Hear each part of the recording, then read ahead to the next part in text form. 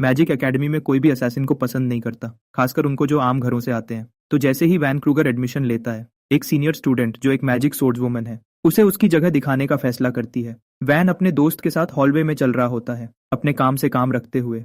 उसे बिल्कुल भी ध्यान नहीं दे रहा होता, तो वह पक्का करती है कि वह ध्यान दे। एक पल में वह अपनी तलवार उसके गले पर रख देती है और कहती है कि वह इज्जत दिखाए और उसके सामने झुके जैसे वह एक आम आदमी है। लेकिन वैन जरा भी नहीं डरता। वह शांति से उसे बताता है कि यहाँ सब स्टूडेंट हैं और इससे वह सब बराबर हैं। फिर वह उसकी तलवार को अपने नंगे हाथ से पकड़ लेता है और इतनी जोर से पकड़ता है कि वह उसे बिल्कुल भी हिला नहीं पाती। हैरान होकर वह अपनी पूरी ताकत से उसे छुड़ाने की कोशिश करती है, लेकिन वह बस तलवार को बीच से तोड़ देता है। तलवार के टुकड़े हॉलवे में बिखर जाते हैं और बस ऐसे ही पूरा माहौल बदल जाता है। अब उसे समझ आता है, उसने बहुत बड़ी गलती कर दी। उसने गलत आदमी से पंगा ले लिया। तो कौन है वैन क्रूगर, और वह एकेडमी में कदम रखते ही इतना ताकतवर क्यों है? इस दुनिया में ताकतवर लोग मैजिक के साथ उन लोगों का फायदा उठाते हैं जिनके पास मैजिक नहीं है, उन्हें गरुड़ा कहकर मजाक उड़ाते हैं। मेज किंगडम इसे नियम कहता है, लेकिन यह तो बस बहुत ज्यादा भेदभाव है। बात इतनी बिगड़ जाती है कि दूसरा प्रिंस अपने भाई हाइंस को मारने और हर मैजिकलेस इंसान को खत्म करने की साजिश करने लगता है। तब एक असैसिन आता है। वैन एक ऐसा आदमी है जिसके पास कोई पावर या मैजिक नहीं है। वह एक ऐसा आदमी है जो, जब आप जॉन विक की जानलेवा असैसिन स्किल्स को गोजो सतोरू के लुक्स के साथ मिलाते हैं, असैसिन सामना करता है उनके सबसे ताकतवर नाइट्स में से एक का और उसे तुरंत गिरा देता है, नाक पर एक ही हाथ के वार से। अपने शिकार का दिमाग तोड़ते हुए एक और मेज बीच में आता है, लेकिन उसकी ऊंची रैंक के बावजूद वह असैसिन के सामने बेकार साबित होता है। वैन उसे भी उतनी ही आसानी से खत्म कर देता है, उसका जबड़ा तोड़कर, और उसे खाने के लायक नहीं छोड़ता। स्पेल बनाना तो दूर की बात है, जब प्रिंस शुरू करता है गरुड़ा को जानवरों की तरह ट्रीट करने की बात, वैन उस छोटे से लड़के से बहस नहीं करता, उसे ठंडे खून से मार देता है। उसके बाद वह हाइंस को रिपोर्ट करता है, जो इस सब में उसका सबसे करीबी साथी है। उन्होंने इस मकसद के लिए 10 साल तक लड़ाई की है, एक ऐसी दुनिया की तरफ बढ़ते हुए जहां मैजिक वाले को ट्रीट नहीं किया जाता, बेकार कचरे की तरह। और अब जब हाइंस गद्दी संभालने के लिए तैयार है, तो ये आखिरकार मुमकिन लगता है। अपने मिशन को पूरा करके वैन घर जाता है, अपने गांव वापस, अपनी माँ और बहन को ढूंढने की उम्मीद में, जिन्हें वह अभी भी याद करता है, उस तावीज के जरिए जो उन्होंने उसे दिया था। लेकिन जब वह वहां पहुंचता है, कुछ बहुत बुरा हो जाता है। पूरा गांव आग की लपटों में है, लाशें बिखरी हुई हैं जमीन पर, टुकड़े टुकड़े की हुई और जहां गिरी थी वहीं छोड़ दी गई हैं। वैन खुद को कहता है कि यह डकैत थे, लेकिन चाहे वह कहीं भी देखे, उसे अपना परिवार नहीं मिलता। जो कुछ भी उसने किया, हर लड़ाई जो उसने लड़ी, वह उनके लिए थी, उन्हें एक बेहतर जिंदगी देने के लिए। तब उसे आखिरकार वह दिखती है। उसकी माँ एक पेड़ से लटकी हुई है, पेड़ पर जिंदगी का कोई निशान नहीं।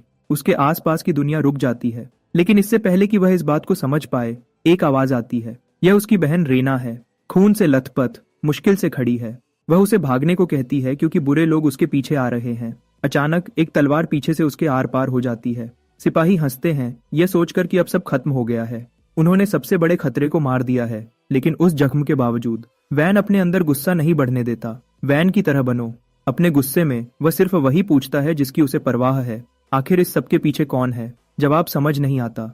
यह हाइंस है, वही सबसे अच्छा दोस्त जिसे उसने गद्दी तक पहुंचने में मदद की थी। फिर हाइंस खुद आगे आता है और बिना किसी शर्म के वैन को हर चीज के लिए दोष देने लगता है। वह कहता है कि उस जैसे लोग मेजेस को बिना पता चले मार सकते हैं, उनके होने को ही एक खतरा बनाते हुए, इसलिए वह खत्म करना चाहता है वैन और बाकी गरुड़ा को किंगडम को बचाने के लिए। अपने सबसे अच्छे दोस्त के उसके खिलाफ जाने पर उनके जिंदगी भर के मिशन में वैन मरने से मना कर देता है और कसम खाता है कि वह हाइंस को मारेगा, चाहे उसके लिए उसे सब कुछ खोना पड़े। वह सिर्फ उसे निशाना बनाता है, अपने शरीर को सीक्रेट असैसिन आर्ट्स की एक आखिरी टेक्निक में धकेलकर। हाइंस मैजिक के एक भाले से जवाब देता है, जिसके नतीजे में हमारे लड़के को सीने में छेद होने का अनुभव होता है। लेकिन आखिर में वैन के जख्मों की वजह से उसकी हार होती है। उसका सबसे अच्छा दोस्त उसकी दयालु फितरत के लिए उसकी आलोचना करता है। हाइंस उसे अकेला मरने के लिए छोड़ देता है और उसकी जिंदगी के आखिरी कुछ सेकंड्स में एक जीव उसके आसपास मंडराता है। वह जानवर उसे एक आखिरी मौका देता है। तो जब हमारा लड़का अपनी आंखें दोबारा खोलता है, वह जीता है। वह जंग के मैदान में नहीं है, वह घर वापस आ गया है और रेना उसके सामने खड़ी है, जिंदा और मुस्कुरा रही है। उसे 15 साल का होने पर बधाई भी दे रही है। तब उसे सच्चाई का एहसास होता है, असैसिन 10 साल पीछे चला गया है। वैन सोचता है कि यह सब बस एक बुरा सपना था, लेकिन दुनिया बहुत ज्यादा असली लगती है और उसे साफ साफ याद है उसका पास्ट, और साथ ही वह मार्शल आर्ट्स जो उसने सीखे थे कहीं और। एक यंग मेज एक हेरेटिक को ढूंढने निकलता है, जबकि रात उसके साथ चल रही है। गरुड़ा डिस्ट्रिक्ट के लोगों का खुलेआम मजाक उड़ाते हैं, उन्हें बिना सोचे समझे जानवर कहते हैं। इस बीच वैन अपने दूसरे मौके को समझने की कोशिश करता है। ये सोचता है कि उसे आगे क्या करना चाहिए। 15 साल की उम्र में हर गरुड़ा लड़के को अपना रास्ता चुनना होता है। वह रुककर एक छोटी मोटी नौकरी कर सकता है, या काम के लिए शहर छोड़ सकता है, या एक मर्सेनरी बन सकता है, क्योंकि मैजिकलेस लोगों के पास बहुत ज्यादा फिजिकल ताकत होती है, बिल्कुल टोजी की तरह। मर्सेनरीज स्काउट्स के रूप में अच्छा कमाते हैं, लेकिन उसकी माँ इस रास्ते के सख्त खिलाफ है। अपनी पिछली जिंदगी में उसी चुनाव की वजह से वह हाइंस से मिला था। वैन अचानक याद, कुछ जरूरी और तुरंत अपने परिवार से कहता है कि कुछ देर के लिए शहर छोड़ दें। वह प्यूरिफायर्स को ढूंढने भाग जाता है, एक कट्टरपंथी ग्रुप जिसे हेरेटिक्स कहा जाता है। उनकी एक खास सोच ये है कि गरुड़ा शैतान के बच्चे हैं और उन्हें खत्म कर देना चाहिए। और एयर इस दिन इन कमीनों ने के नाम पर एक कत्लेआम किया था, शुद्धिकरण। इस बार वह छुपना नहीं चाहता, तो वह अपने पहले शिकार को निशाना बनाता है। एक मेज को मारने के लिए सबसे आसान तरीका है दुश्मन को मात देना, उनकी सोच को समझना और उनके रिएक्ट करने से पहले दिमाग या रीढ़ की हड्डी को तोड़ देना। वैन अपनी चाल चलता है, पहला किल करता है और अपनी मौजूदगी का एहसास दिलाता है। वह तेजी से अपने दुश्मन के आसपास घूमता है, उनके अपने माना से भरे हथियार का इस्तेमाल करके मेज की रुकावट को तोड़ता है। मेजेस में से एक स्पेल छोड़ता है, लेकिन वैन उसके लगने से पहले ही फासला कम कर देता है और सीधा उसके पेट में वार करता है। अब सिर्फ 3 दुश्मन बचे हैं, और जैसे ही वह उन्हें खत्म करने वाला होता है, उनमें से एक हॉस्टेज को पकड़ लेता है और उसे सरेंडर करने को कहता है, वरना वह औरत मर जाएगी। वैन को अपनी गलती का एहसास होता है। उसने आसपास दूसरों को चेक नहीं किया था। हालांकि सरेंडर करने से मौत मिलेगी, उसके पास कोई और चारा नहीं है। वैन अपने हाथ हवा में उठा देता है, जिसके नतीजे में उसे नीचे गिरा दिया जाता है। पूरा गैंग एक साथ उस पर टूट पड़ता है, बिना किसी रोक टोक के उसे जमीन में कुचलते हुए। उनमें से एक जिद करता है कि उन्हें उसे तुरंत मार देना चाहिए, यह मानकर कि लड़का खुद मौत है और उसे जिंदा छोड़ना उन पर सिर्फ तबाही लाएगा। इससे पहले कि वह कुछ कर पाए, एक लड़की उसकी मदद के लिए आती है। मेज एक आइस स्पेल छोड़ती है, फैनेटिक्स को वहीं जमा देती है और उन्हें गिरफ्तार करने का ऐलान करती है, बिना किसी झिझक के। वैन हैरान रह जाता है, क्योंकि उसकी पिछली जिंदगी में भी मदद पहुंचने में बहुत ज्यादा वक्त लगता था। औरत और उसकी टीम तेजी से हेरेटिक्स को पकड़ लेती है, लेकिन उसका ध्यान वैन पर जाता है, वह लड़का जिसने अकेले ही 3 लोगों को हरा दिया था।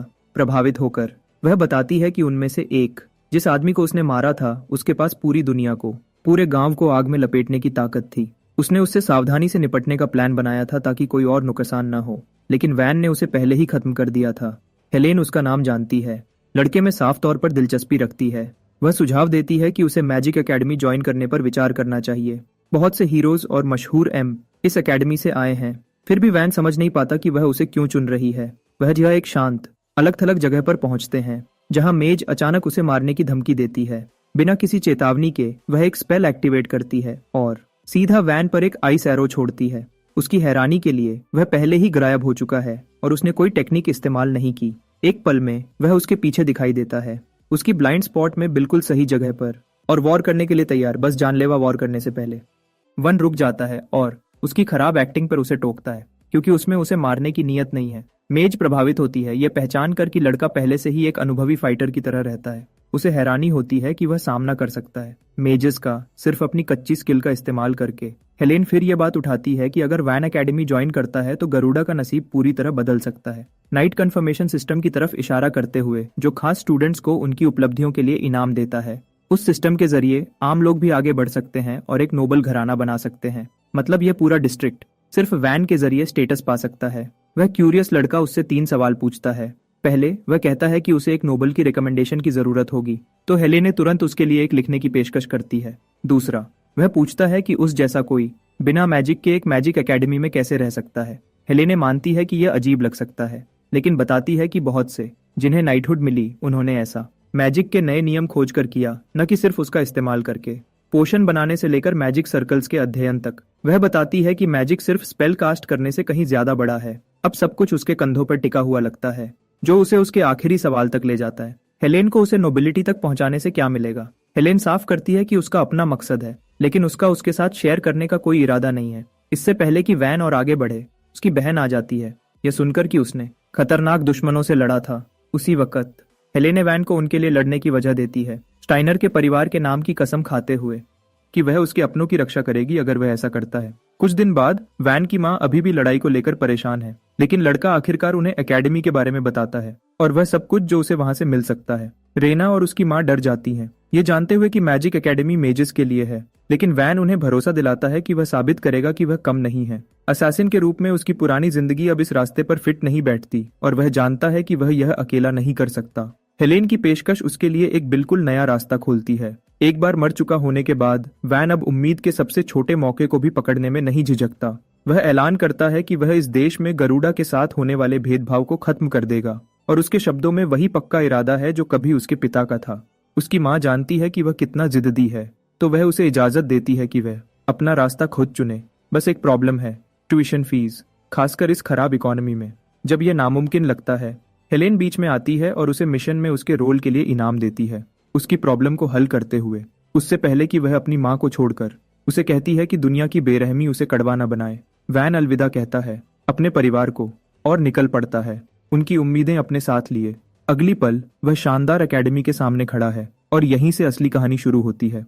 लड़का हैरान रह जाता है, एकेडमी की शान देखकर दंग रह जाता है। उसके आसपास लोग खुशी खुशी इधर उधर घूम रहे हैं। एक कैंडिडेट अपना परिचय एलेक्सिस फॉन होहेनबर्ग के रूप में देता है, होहेनबर्ग परिवार से। गार्ड तुरंत नोबल के बेटे के सामने झुक जाता है। एक लड़की भी है जिसे डचेस ऑफ क्राउजनबर्ग ने रेकमेंड किया है, जो एक और मशहूर नोबल है। लड़का आगे बढ़ता है अप्लाई करने के लिए, लेकिन अचानक उस पर चिल्लाया जाता है।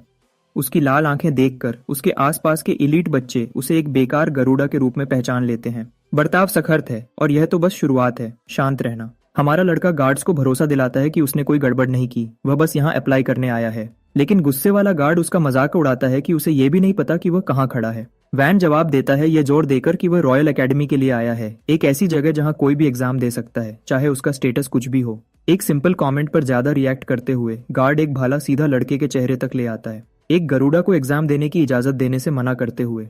तुरंत वैन बस सोच रहा है कि शुरू से ही चीजें कैसे बिगड़ गईं। वह इस आदमी को आसानी से हरा सकता है, लेकिन इतने लोगों के सामने तमाशा करना उसकी इमेज खराब कर देगा। ज्यादा समझदार गार्ड इस आदमी को एग्जामिनीज के सामने तमाशा करने से रोकने की कोशिश करता है। वैन प्रभावित होता है कि कम से कम कोई तो उसकी बात सुनने की कोशिश कर रहा है, लेकिन उसकी सोच बहुत जल्दी टूट जाती है।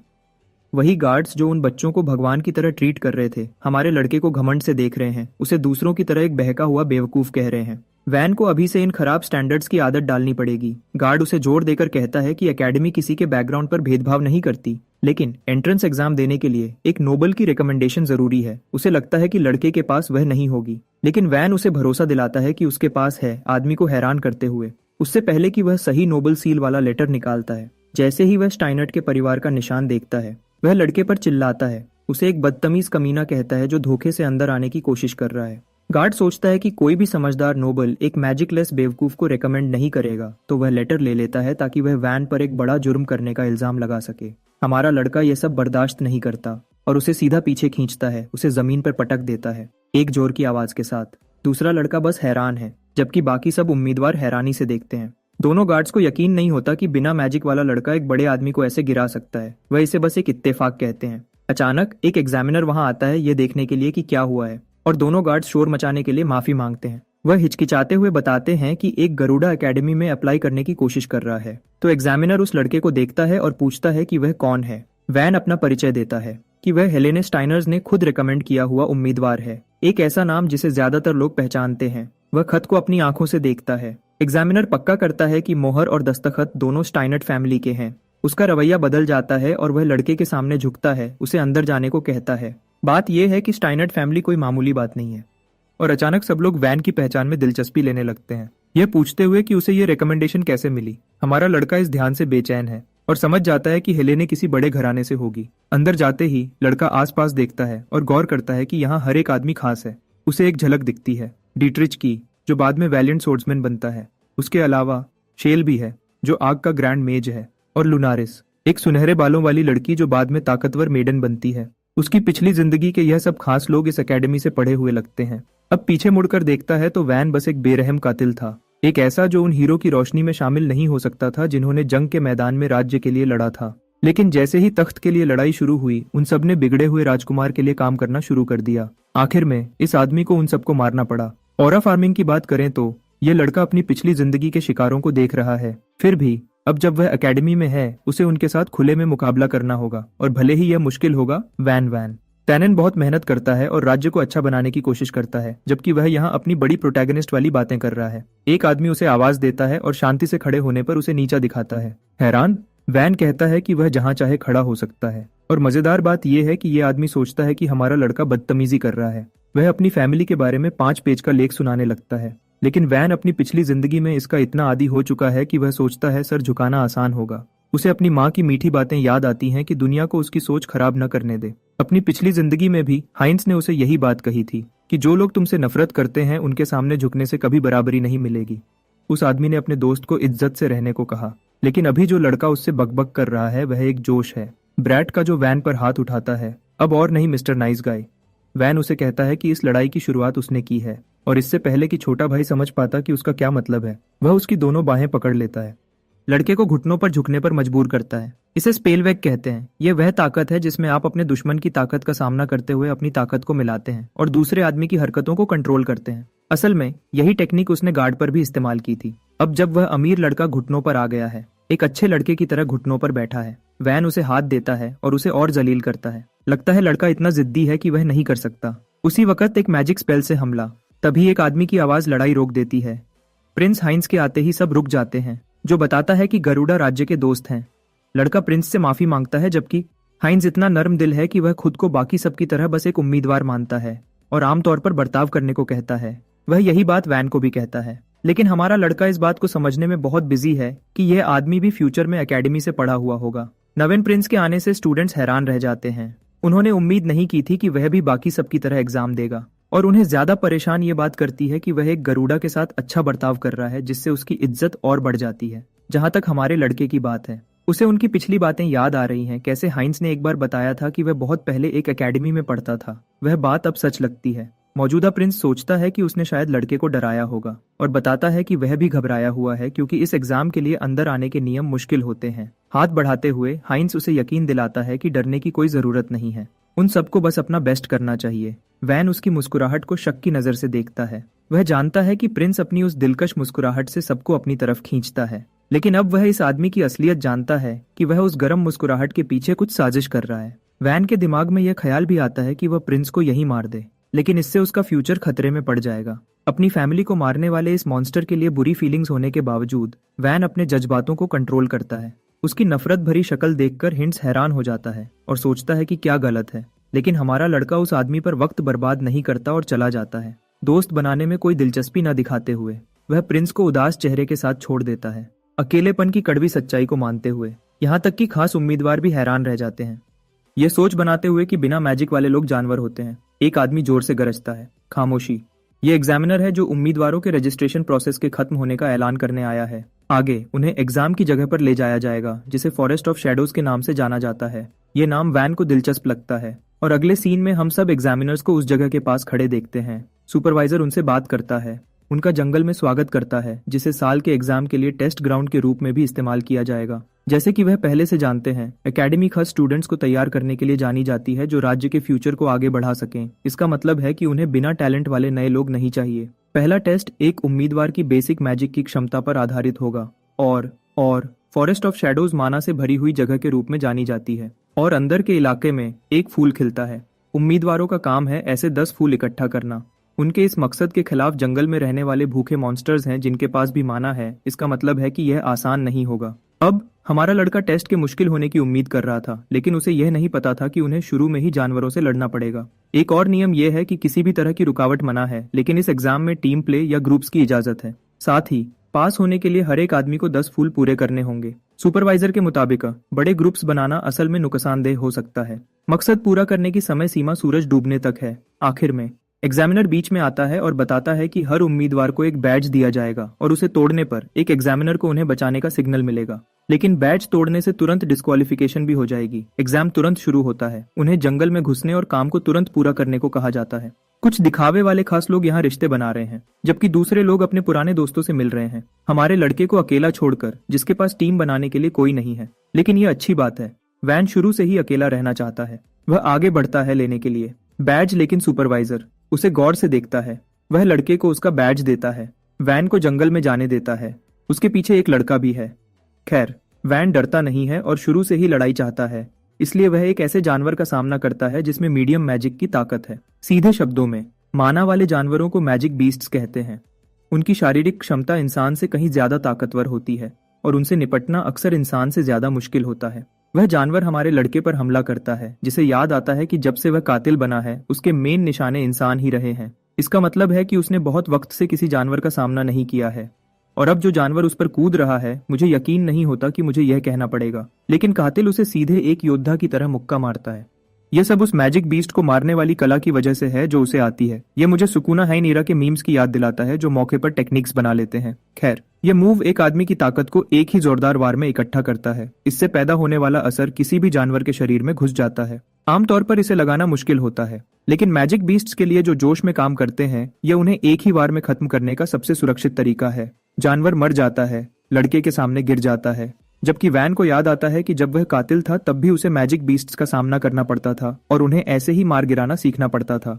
वैसे उसे यह भी पता है कि उसका पीछा करने वाला उसे देख रहा है, लेकिन वह दिखाता है कि उसे कोई परवाह नहीं है और बस आगे बढ़ जाता है। असल में वह दो लड़के निकले जिन्हें यकीन नहीं होता कि ऐसा लड़का भी हो सकता है।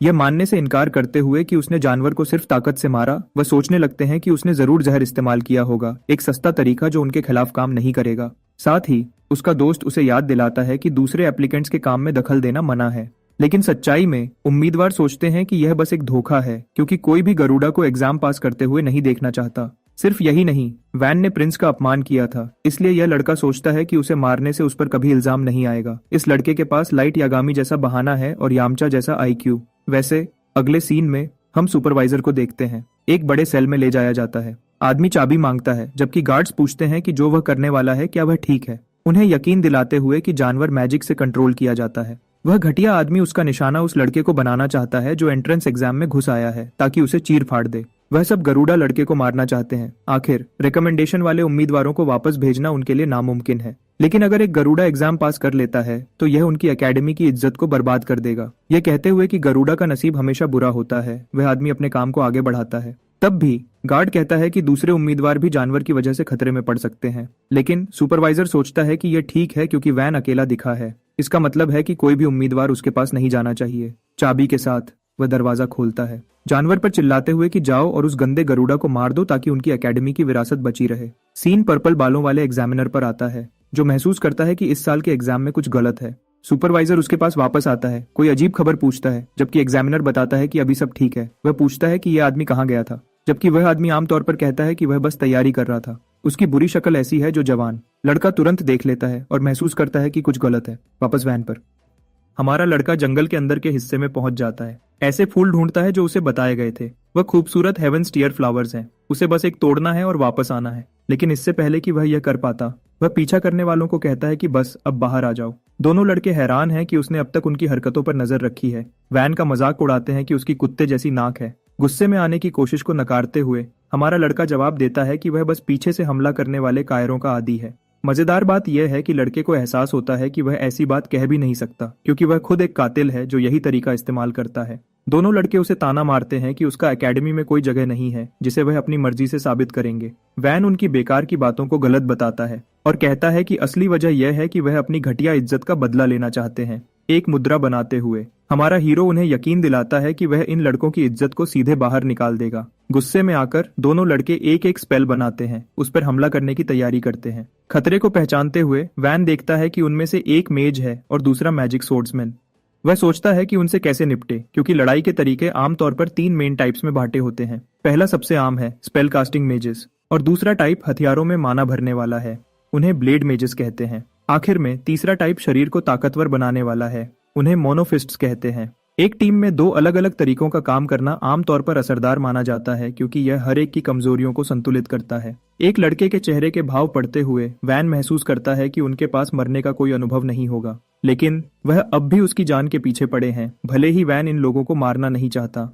बात यह है कि अगर कोई गरुड़ा जैसा मर जाता है तो किसी को परवाह नहीं होगी और एकेडमी इसे किसी हादसे का नाम दे देगी, लेकिन अगर किसी अमीर के बच्चे की मौत हो जाती है, उनका घराना कातिल को ढूंढने के लिए अपनी पूरी ताकत लगा देगा, शायद पूरे गरुड़ा को अलग से बदले के तौर पर धमकी देगा। इस देश के अमीर लोगों से निपटना बहुत मुश्किल है। उन्होंने जंग लड़कर अपनी जमीन हासिल की है, इसलिए वह लड़ाई के लिए तैयार रहते हैं। लेकिन हमारा लड़का इस बार उस रास्ते पर नहीं चलना चाहता, क्योंकि वह रोशनी में रहना चाहता है। इसलिए वह लड़ाई में कोई जानलेवा टेक्निक इस्तेमाल नहीं करेगा और इसके बजाय उनकी हिम्मत तोड़ देगा, उन्हें हार मानने पर मजबूर करेगा। उसकी पक्की नजर लड़कों को परेशान करती है, खासकर बोलकट हे, जो अपना ताकतवर जरविंडोज छोड़ता है, स्पेल हमारे लड़के के खिलाफ हवा की लहरें भेजने के लिए। भले ही वैन हमले से बच जाता है, उसे फिर भी हल्का सा कट लग जाता है। लड़का उसकी तारीफ करता है कि वह तेज है क्योंकि उसने अभी एक जानलेवा वार किया था। हमारे लड़के के पास विंड स्लैश पर ज्यादा कुछ कहने को नहीं है, जबकि वह अमीर लड़का उसे अपनी फैमिली की खास अदृश्य ब्लेड टेक्निक पर एक और 12 पेज का लेख सुनाने लगता है। दूसरे शब्दों में, यह सुकुना के क्लीव और डिसमेंटल जैसा है, क्योंकि आप उन हमलों को देख नहीं सकते।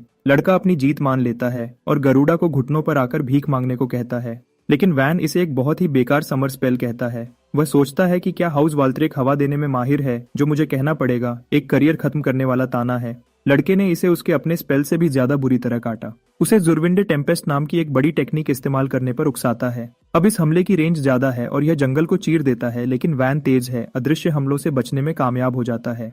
ऐसा नहीं है कि वैन टेक्निक को देख सकता है, नहीं, वह बस किसी के मरने के इरादे को पहचानने और उसके मुताबिक का जवाब देने में बहुत तेज है। अपने निशाने से टकराते हुए वैन एक जोरदार पेट में मुक्का मारता है। इस आदमी को कई दिनों के लिए असलियत का एहसास दिलाता है। उसे सुला देने के बाद दूसरा लड़का, एक मैजिक सोर्ड्समैन, बड़ा बनने की कोशिश करता है। वह अपने दुश्मन की तरफ बढ़ता है। वैन तुरंत उसके हाथ को देखता है और महसूस करता है कि वह किस तरह का लड़ाकू है, क्योंकि जब तक वह तलवार से बचता है, यह किसी भी दूसरे हथियार जैसा है। सिवाय इसके, यह भी सबसे आसान काम नहीं है, क्योंकि हथियार की नोक अकेले एक आम वार से कई गुना तेज चलती है। लेकिन हमारे लड़के के पास बिजली जैसी तेज रिफ्लेक्सेस हैं। वह अंदर घुसकर अपने दुश्मन का हाथ पकड़ लेता है, बजाय तलवार से लड़ने के। आगे वह समझदारी से बाजू को मोड़ता है, लड़के को हिलाता है, उससे पहले कि एक जानलेवा कराटे चॉप मारता है, उसे गिराने के लिए। दूसरा लड़का वापस खड़ा हो जाता है। वैन उसे हिम्मत देता है कि वह एक बार और आकर कोशिश करे, क्योंकि अगर वह ऐसा करता है तो वह खुद को रोकना छोड़ देगा। लड़का हाथ उठाकर हार मानना चाहता है,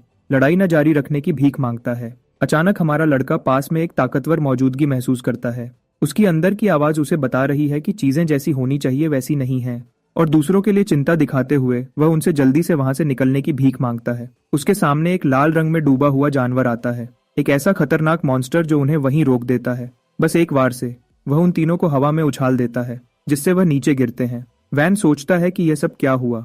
उसका चेहरा डर दिखाता है। आने वाले हेलबोर पर एक खतरनाक हाई रैंकिंग मॉन्स्टर जो इस जंगल में होना ही नहीं चाहिए, वह सुअर उन्हें एक बार फिर टकराने वाला है। हेलबोर्ड्स को आमतौर पर कर्स्ड फैंग्स के नाम से जाना जाता है। उनके माना से भरे हमले सीज मैजिक जितने ताकतवर होते हैं। दूसरे शब्दों में, कुछ वार और आप मर जाएंगे। वैन जानता है कि यह एक खतरनाक लड़ाई है और दूसरे दो को भागने को कहता है। उनमें से एक उसकी बात मान लेता है, लेकिन घुंघराले बालों वाला भागने से मना कर देता है, हमारे लड़के को हैरान करते हुए। और नहीं, यह इसलिए नहीं कि यह आदमी बहादुर है या कुछ और, उसका पैर बस हमले की वजह से टूट गया है, इसलिए वह खड़ा भी नहीं हो सकता। वैन घायल लड़के पर ध्यान देने में इतना बिजी है कि उस मॉन्स्टर पर नहीं जो उसके सामने हमला कर रहा है। चीजें उलझ गई हैं क्योंकि उसके पास लड़के को उठाकर भागने का भी ऑप्शन नहीं है, क्योंकि हेलबोर उन्हें पकड़ लेगा, खासकर जब उनकी आदत होती है निशाना बनाए हुए शिकार का पीछा करना। दूसरा ऑप्शन है बैज तोड़कर एग्जामिनर को बुलाना, लेकिन तब मदद आने में भी वक्त लगेगा। बुरे पैर वाला लड़का सोचता है कि वह आगे बढ़ने के लायक नहीं है, अपने दोस्त को जाने को कहता है। वाल्ट्रेक फैमिली के एक सदस्य के रूप में अपनी इज्जत आखिर तक बनाए रखते हुए लड़का इसे खुद ही संभालना चाहता है, लेकिन उसका दोस्त अपने साथी को छोड़ने से मना कर देता है और सोचता है कि ऐसा करने से उसके अपने अमीर घराने की बदनामी होगी, जबकि यह नेपो बेबीज भाईचारे के लिए लड़ रहे हैं। वैन को अजीब लगता है, फिर भी वह उन्हें कहता है कि तब तक बैज तोड़ दो, वह हेलबोर को बिजी रखेगा। एक लड़का फेल नहीं होना चाहता और इल्जाम अपनी फैमिली पर नहीं आने देना चाहता। असल में दोनों लड़के यही सोचते हैं, और गिरने के बजाय वह अपने पैरों पर मरने चाहते हैं, अपनी मैजिक से लड़ते हुए।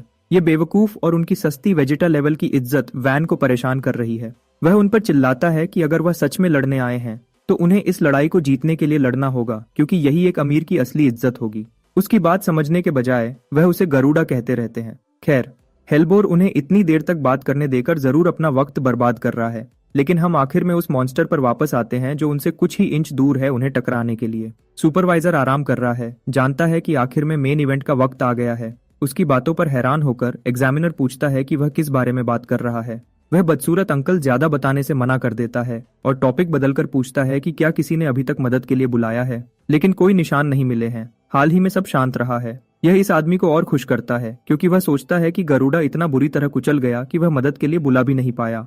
उम्मीदवारों के बारे में बात यह है कि टेस्ट के शुरू में उन सबका सारा सामान ले लिया गया था। इस आदमी को बस जाकर वैन का बैकपैक लाना था, उससे पहले कि उसे हेलबोर के सामने दिखाता, जिससे मैजिकल बीस्ट उसी खुशबू को निशाना बना सके।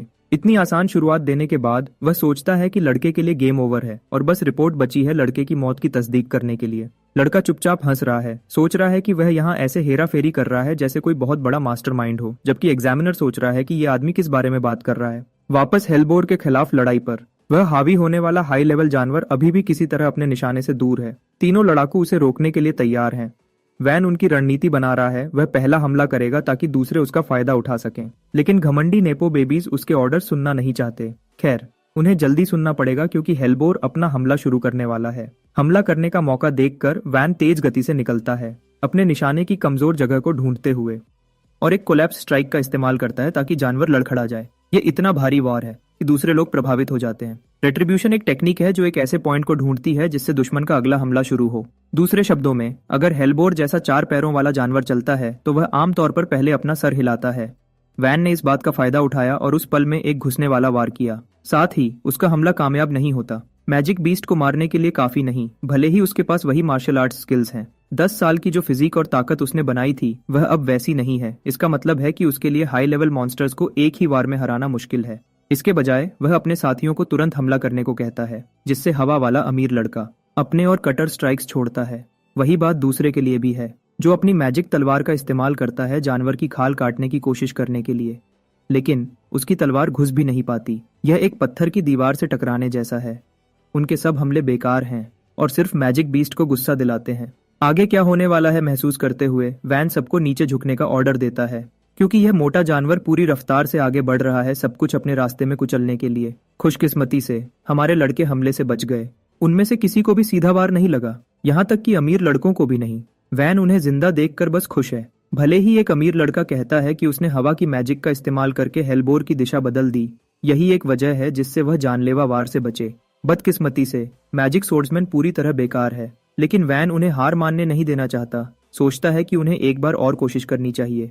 पहले तो यह मौत की इच्छा जैसा लगता है, लेकिन हमारा लड़का उन्हें यकीन दिलाता है कि अगले वार में वह इस मोटे सुअर को सीधे नरक में भेज देगा। वाल्टर एक अमीर लड़का सोचता है कि वह पागल हो गया है क्योंकि वह तो मॉन्स्टर की मैजिक प्रोटेक्शन को चीर भी नहीं पाए थे। उसे काम की सलाह देते हुए वैन उसे पत्थरों का इस्तेमाल करने को कहता है ताकि वही टेक्निक की जानलेवा ताकत बढ़ सके। काटना हमेशा काम करेगा, लेकिन चुभोना शायद। एक ही पॉइंट पर फोकस करते हुए, उसकी सलाह मानते हुए, वह वैन से पूछता है कि उसके दिमाग में क्या चल रहा है, क्योंकि अभी की हालत देखकर साफ है कि वह जानवर को हरा नहीं सकते, तीनों के मिलकर हमले से भी नहीं। अमीर लड़का सोचता है कि उसे चारा बनाना ज्यादा सही होगा, इसलिए वैन फिर से कोशिश करने पर जोर दे रहा है ताकि वह अपना भागने का प्लान बना सके। ये साफ है कि बुरे पैर वाले लड़के को पीछे छोड़ देना चाहिए, लेकिन हमारे राजा में एक कमाल की औरा है, वह छोटे बदले में यकीन नहीं रखता।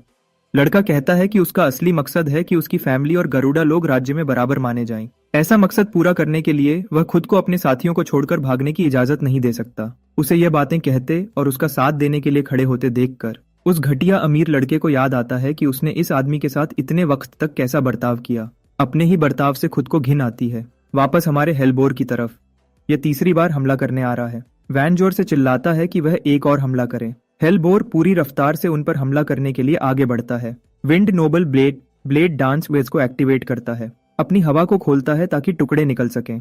इस हमले को ब्लैक डस्ट स्काई रेंट कहते हैं, जो कचरा इकट्ठा करता है और उसे मैजिक बीस्ट पर फेंकता है। वह बड़े लेवल का बीस्ट साफ साफ जख्मी हो रहा है, वह हमलों का सामना नहीं कर पा रहा। हमारे लड़के को मौका मिलता है कि वह आगे बढ़े और इस मौके का फायदा उठाए। वैन बीस्ट पर कूदता है और सीधा उसके सर पर निशाना लगाता है और उसे पकड़ लेता है। इंसान से अलग 4 पैर वाले बीस्ट्स के कंधे की हड्डी आमतौर पर उनकी रीढ़ की हड्डी से जुड़ी नहीं होती। इस वजह से उनके आगे के पैरों में बहुत ज्यादा लचक और हरकत होती है, लेकिन इससे अचानक ताकत के खिलाफ एक कमजोरी भी पैदा होती है। वैन अपनी गूकी कंबाइन टेक्निक नंबर 10 का इस्तेमाल करता है, मॉन्स्टर को जमीन पर पटक देता है। अगला, वह मैजिक सोर्ड्समैन को जल्दी से उसे छेदने का हुक्म देता है, दिल पर हमला करने के लिए जो बिल्कुल नीचे है।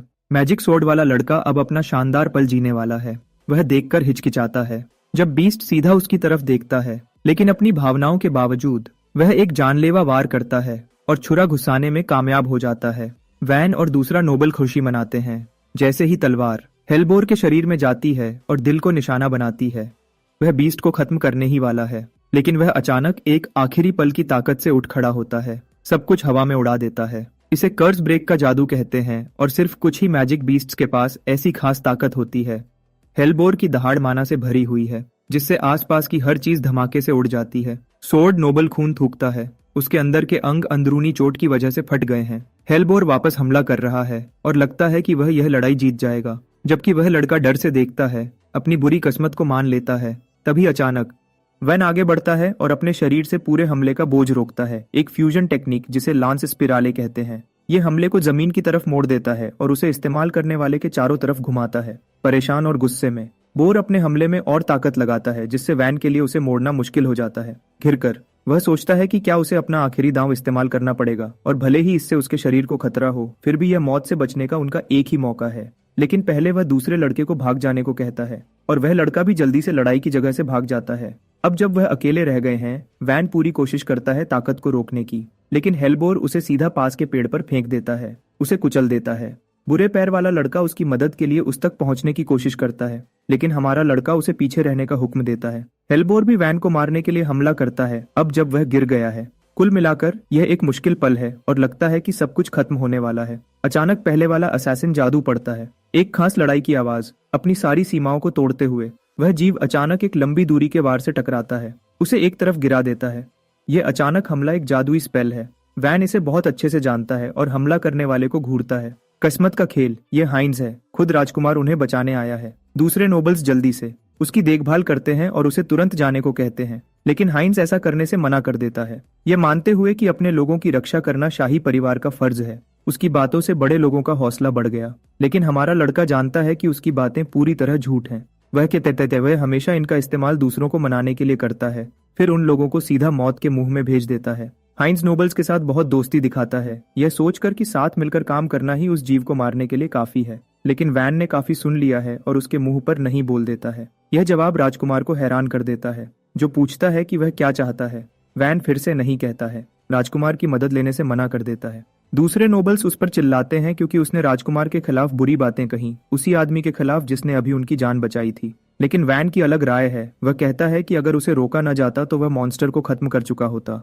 उसकी बातें उन्हें घमंडी और उकसाने वाली लगती हैं। यह कुछ ऐसा है जैसे कोई गेमर हारने के बाद गेम में बकवास करता है। हाइंज वैन को अकेले हेलबोर का सामना करते हुए देखता है। वह कूल लड़का राजकुमार को पीछे बैठकर देखने का हुक्म भी देता है, क्योंकि वह सब कुछ खुद ही संभाल लेगा। हेलबोर फिर से पूरी रफ्तार से आगे बढ़ता है। राल्फ बस एक और साफ वार करने की उम्मीद कर रहा है, लेकिन वैन उन्हें दूर रहने को कहता है क्योंकि लापरवाही से हमला करना उनकी अपनी मौत का कारण बनेगा। वाल्ट्रेक लड़का भी एक और वार नहीं झेल सकता, वह सब अपनी आखिरी सांसों पर हैं। वैन उन्हें तैयार रहने और उसके इशारे का इंतजार करने का हुक्म देता है।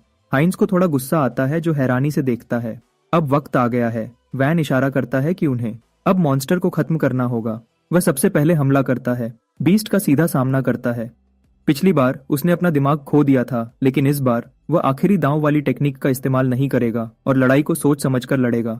पिछली बार की तरह हेलबोर उस पर झपटता है, लेकिन हमारा लड़का एक तेज ऊपर उठने वाले वार से जवाब देता है। 3 हमले पहले ही नाकाम होने के बाद वह बीस्ट उन्हें सच में काबिल दुश्मन समझने लगा, इसलिए हेलबोर हर वार में ज्यादा एहतियात से हमला करने लगा। यह जानते हुए कि यह एक धोखा देने वाला वार है, वैन हरकत में आता है। खुश है कि वह हमले को सुरक्षित रूप से रोक सकता है क्योंकि मॉन्स्टर अब ज्यादा लालच नहीं कर रहा। हेलबोर दहाड़ता है और कोशिश करता है उसे अपने दांतों से पटकने की, लेकिन वैन ध्यान से अपने शरीर को ऐसे घुमाता है कि वह हर हमले से बच जाता है। दूसरे नोबल्स और हाइंज भी हैरान है कि उसके पास इतनी रफ्तार है बिना जादू का इस्तेमाल किए, जबकि हेलबोर को वैन से एक और भारी वार मिलता है, जो जीतने के लिए ध्यान से अपने शरीर का संतुलन बना रहा है। यह एक ऐसी बेहतरीन टेक्निक है जो हाइंज ने सिर्फ बड़े लेवल के मेजेस को करते हुए देखी है। लड़ाई वैन के साथ जारी रहती है। हेलबोर के शरीर पर जितनी बार हो सके हमला करता है और उसके सर को निशाना बनाता है। फिर भी उसके कोई भी हमले मॉन्स्टर को पूरी तरह गिराने के लिए काफी नहीं है, खासकर इसलिए क्योंकि वैन के पास अपने हमलों को बढ़ाने के लिए कोई जादुई ताकत नहीं है। इस बीस्ट के लिए उसके मुक्के सिर्फ कुछ हल्के वार हैं, इसलिए हेलबोर का हौसला बढ़ रहा है।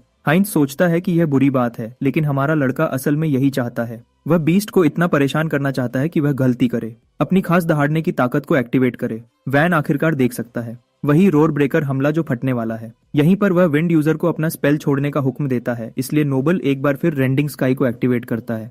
अपनी सारी हवा मॉन्स्टर के मुंह के अंदर डाल देता है। इससे बीस्ट के सांस लेने के रास्ते बंद हो जाते हैं और उसका अपना हमला उसके मुंह के अंदर ही फट जाता है, जमीन पर चकराया हुआ। वैन इस मौके का फायदा उठाता है और सीधा मॉन्स्टर के सामने उतरता है। फिर वह अपने हाथों को पास लाता है और डॉपलगैंगर को ट्रिगर करता है, एक गुप्त चाल अपनी खुद की शॉकवेव बनाने के लिए। यह वार दोनों तरफ से शॉकवेव्स निकालता है, जिसका मकसद बीस्ट की खोपड़ी को अंदर से कुचलना है। इस बार हमला बिल्कुल सही लगता है और मॉन्स्टर आखिरकार गिर जाता है। अब जब जादुई दीवार चली गई है, वैन तुरंत नोबल लड़के पर चिल्लाता है। उसे कहता है कि यह लाइमलाइट लेने का सबसे अच्छा मौका है। नोबल लड़का बिना हिचकिचाए जवाब देता है और आगे बढ़ता है, चीरते हुए बोर के सर में, और उसे हमेशा के लिए खत्म कर देता है। विंड मैजिक वाला लड़का अपनी हैरानी रोक नहीं पाता, कहता है कि यह कितनी पागलपन वाली बात है कि उन्होंने किसी तरह एक हेल्स बोर को हरा दिया। इसी बीच वैन धीरे से अपने पैरों पर खड़ा होता है और नोबल लड़के के पास जाता है, उसे हाथ देता है। वह पूछता है कि क्या वह ठीक है और क्या वह अभी भी खड़ा हो सकता है। उस पल के लिए नोबल लड़का अपनी आम भेदभाव भूल जाता है और हमारे लड़के का हाथ पकड़कर खुद को खड़ा करता है। जब वह शिकायत करता है कि उसकी पूरी बॉडी उस सोनिक वेव से टूटने वाली थी, वैन शांति से समझाता है कि वह हमला जादू से भरा हुआ था, इसलिए उसने उसका संतुलन इतना खराब कर दिया। पहले वाला असैसिन फिर उसे अगली बार अपने कान ढकने की सलाह देता है, कहता है कि ऐसा करने से असर बहुत कम हो जाएगा। नोबल लड़का हल्की सी मुस्कुराहट देता है और कहता है कि वह इस बात का ध्यान रखेगा, भले ही वह मानता है कि वह चाहेगा कि उसे फिर कभी हेल्स बोर का सामना न करना पड़े। एक बार जब वह मॉन्स्टर से निपट लेते हैं, वैन अपना ध्यान उन फूलों की तरफ करता है जो उन्हें एग्जाम पास करने के लिए इकट्ठा करने थे, लेकिन पता चलता है कि सिर्फ 2 हेवंस टीयर फूल बचे हैं। यह बात तुरंत हमारे हीरो को याद दिलाती है जो एग्जामिनर ने पहले कहा था कि जब बहुत ज्यादा लोग साथ काम करते हैं तो चीजें मुश्किल हो जाती हैं। थोड़ी सी घबराहट उसके अंदर आ जाती है जब वह सोचने लगता है कि उसे क्या करना चाहिए, यह जानते हुए कि और ढूंढने का वक्त नहीं बचा है, इससे पहले कि वह कोई प्लान बना पाए। विंड मैजिक वाला लड़का जल्दी से आगे बढ़ता है और बिना हिचकिचाए दोनों फूल पकड़ लेता है। फिर वह राजकुमार हाइंस के पास जाता है और इज्जत से उन्हें एक फूल देता है और राजकुमार शांत भाव से उसे स्वीकार करते हैं, बदले में शुक्रिया कहते हैं। यह देखकर हमारा लड़का नोबल लड़के का मजाक उड़ाने से खुद को रोक नहीं पाता, कहता है कि उसने बस एक फूल ऐसे आदमी को दे दिया जो सिर्फ वहां खड़ा देख रहा था। वह यह भी कहता है कि यह लगभग किसी रिश्वत जैसा लगता है। नोबल लड़का तुरंत चिढ़ जाता है और जवाब देता है, कहता है कि यह तो बस एक वफादार सेवक का फर्ज है। लेकिन जब वह मुड़ता है और दूसरा फूल वैन की तरफ लाता है तो हमारा लड़का सच में हैरान रह जाता है। वह साफ साफ ऐसी किसी चीज की उम्मीद नहीं कर रहा था। एक पल के लिए वह बस वहां खड़ा रहता है, समझ नहीं पाता, और यह भी पूछता है कि क्या नोबल लड़के ने गलती से दे दिया।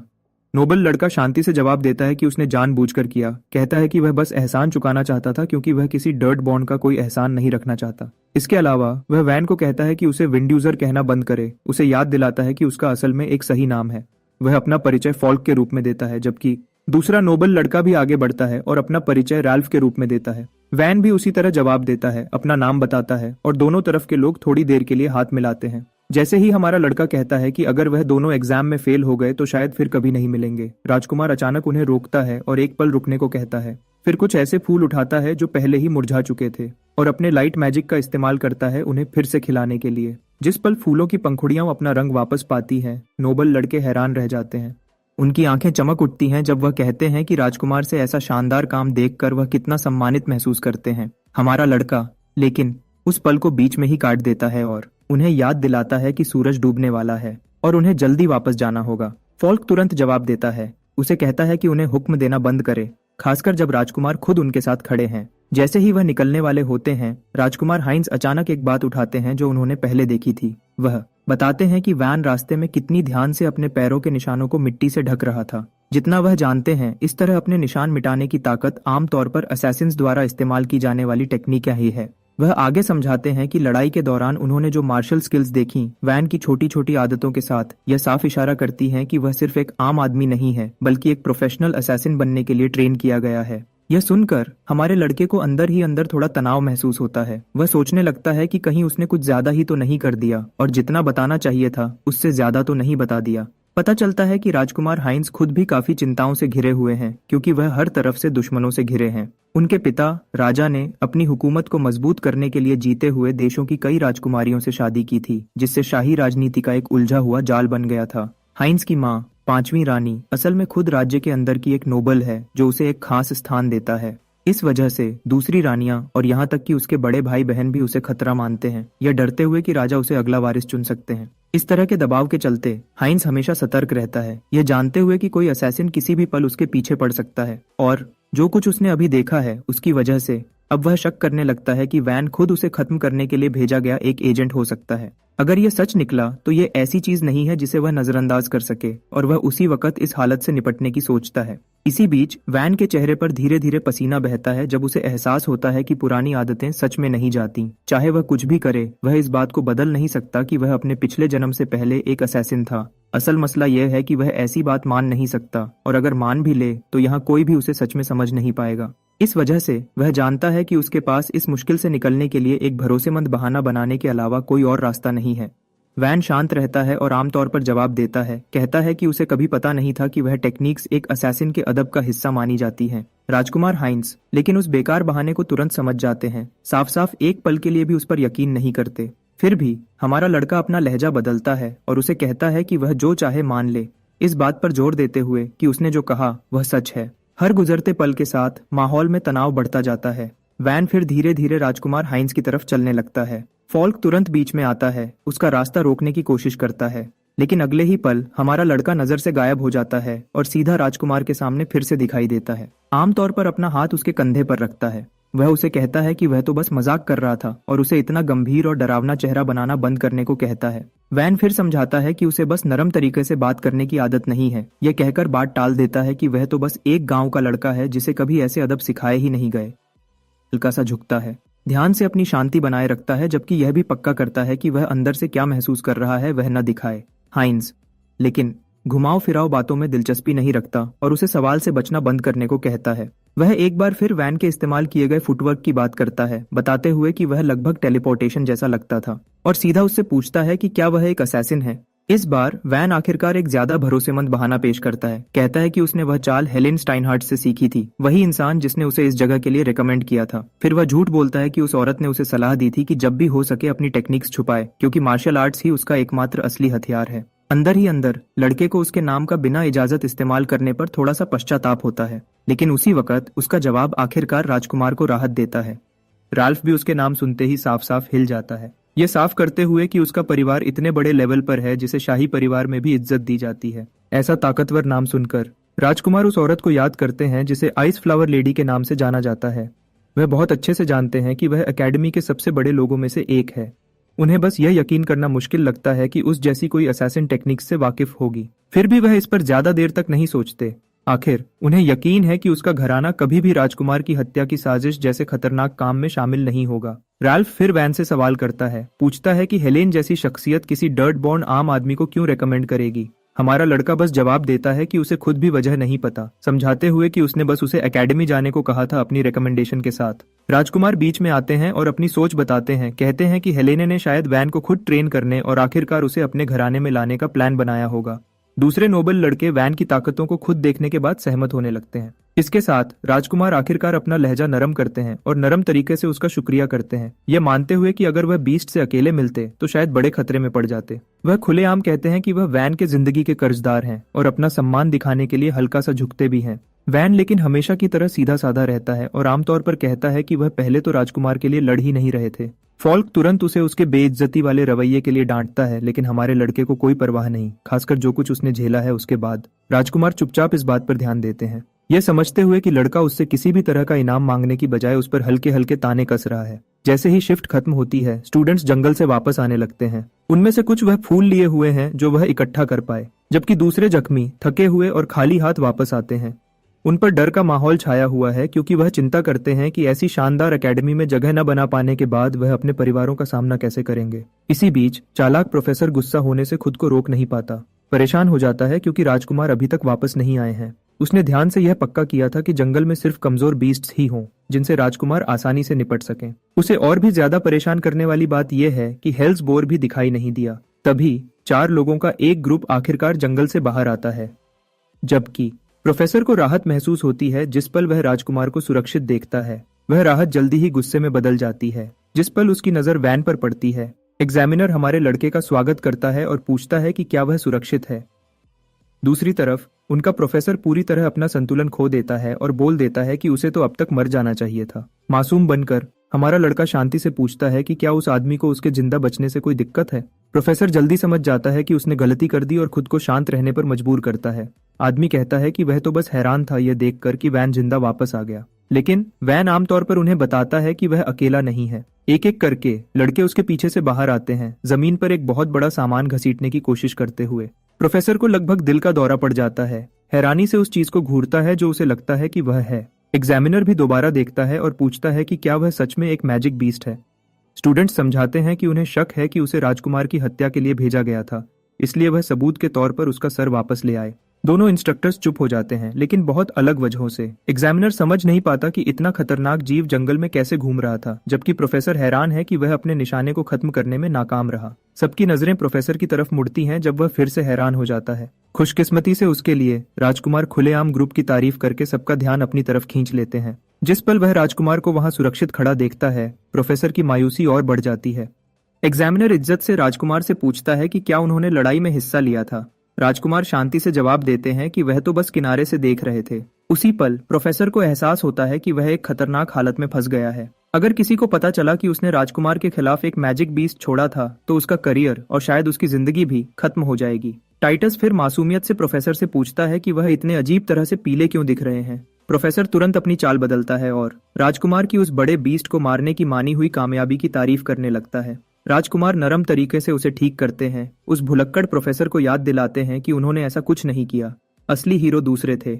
सबसे जरूरी बात, वैन ही वह मुख्य आदमी था जिसने अकेले उनके बचने को पक्का किया। यह बात दोनों इंस्ट्रक्टर्स के लिए एक झटका होती है। सब लोग चौंक जाते हैं, पूरी तरह यह मानने से मना कर देते हैं कि अगल्डा उन सब में सबसे ताकतवर हो सकता है। राल्फ तुरंत उसका साथ देता है, कहता है कि वैन के पास इगाल्डा के लिए जादुई ज्ञान का एक अजीब लेवल है। इसी बीच डीट्रिक शर्माते हुए इस बात की पुष्टि करता है कि राजकुमार की वैन की ताकतों की तारीफ बिल्कुल सही है। प्रोफेसर हैरान चुपचाप घूरता है, यह मानने से मना कर देता है कि अगल्डा लाइमलाइट ले रहा है। लेकिन राजकुमार आखिरी धक्का देते हैं, शांति से कहते हैं कि हाउस ऑफ स्टाइनहार्ट्स द्वारा चुने गए किसी के लिए यह बिल्कुल सही है। वैन ने हेलेने से ज्यादा कुछ नहीं सीखा था, फिर भी वह किसी को ठीक किए बिना साथ देने का फैसला करता है। उसके बाद जल्दी ही अफवाहें फैलने लगती हैं कि आइस ब्लॉसम लेडी द्वारा चुने गए गाल्डा की ताकत के बारे में। जवाब में एग्जामिनर हमारे लड़के को अपनी गहरी शुक्रिया अदा करता है। राजकुमार की रक्षा करना राज्य के लिए सबसे बड़ी सेवा मानी जाती है। हमेशा की तरह सीधा साधा वैन तुरंत उसे ठीक करता है, कहता है कि उसने राजकुमार की बिल्कुल भी रक्षा नहीं की,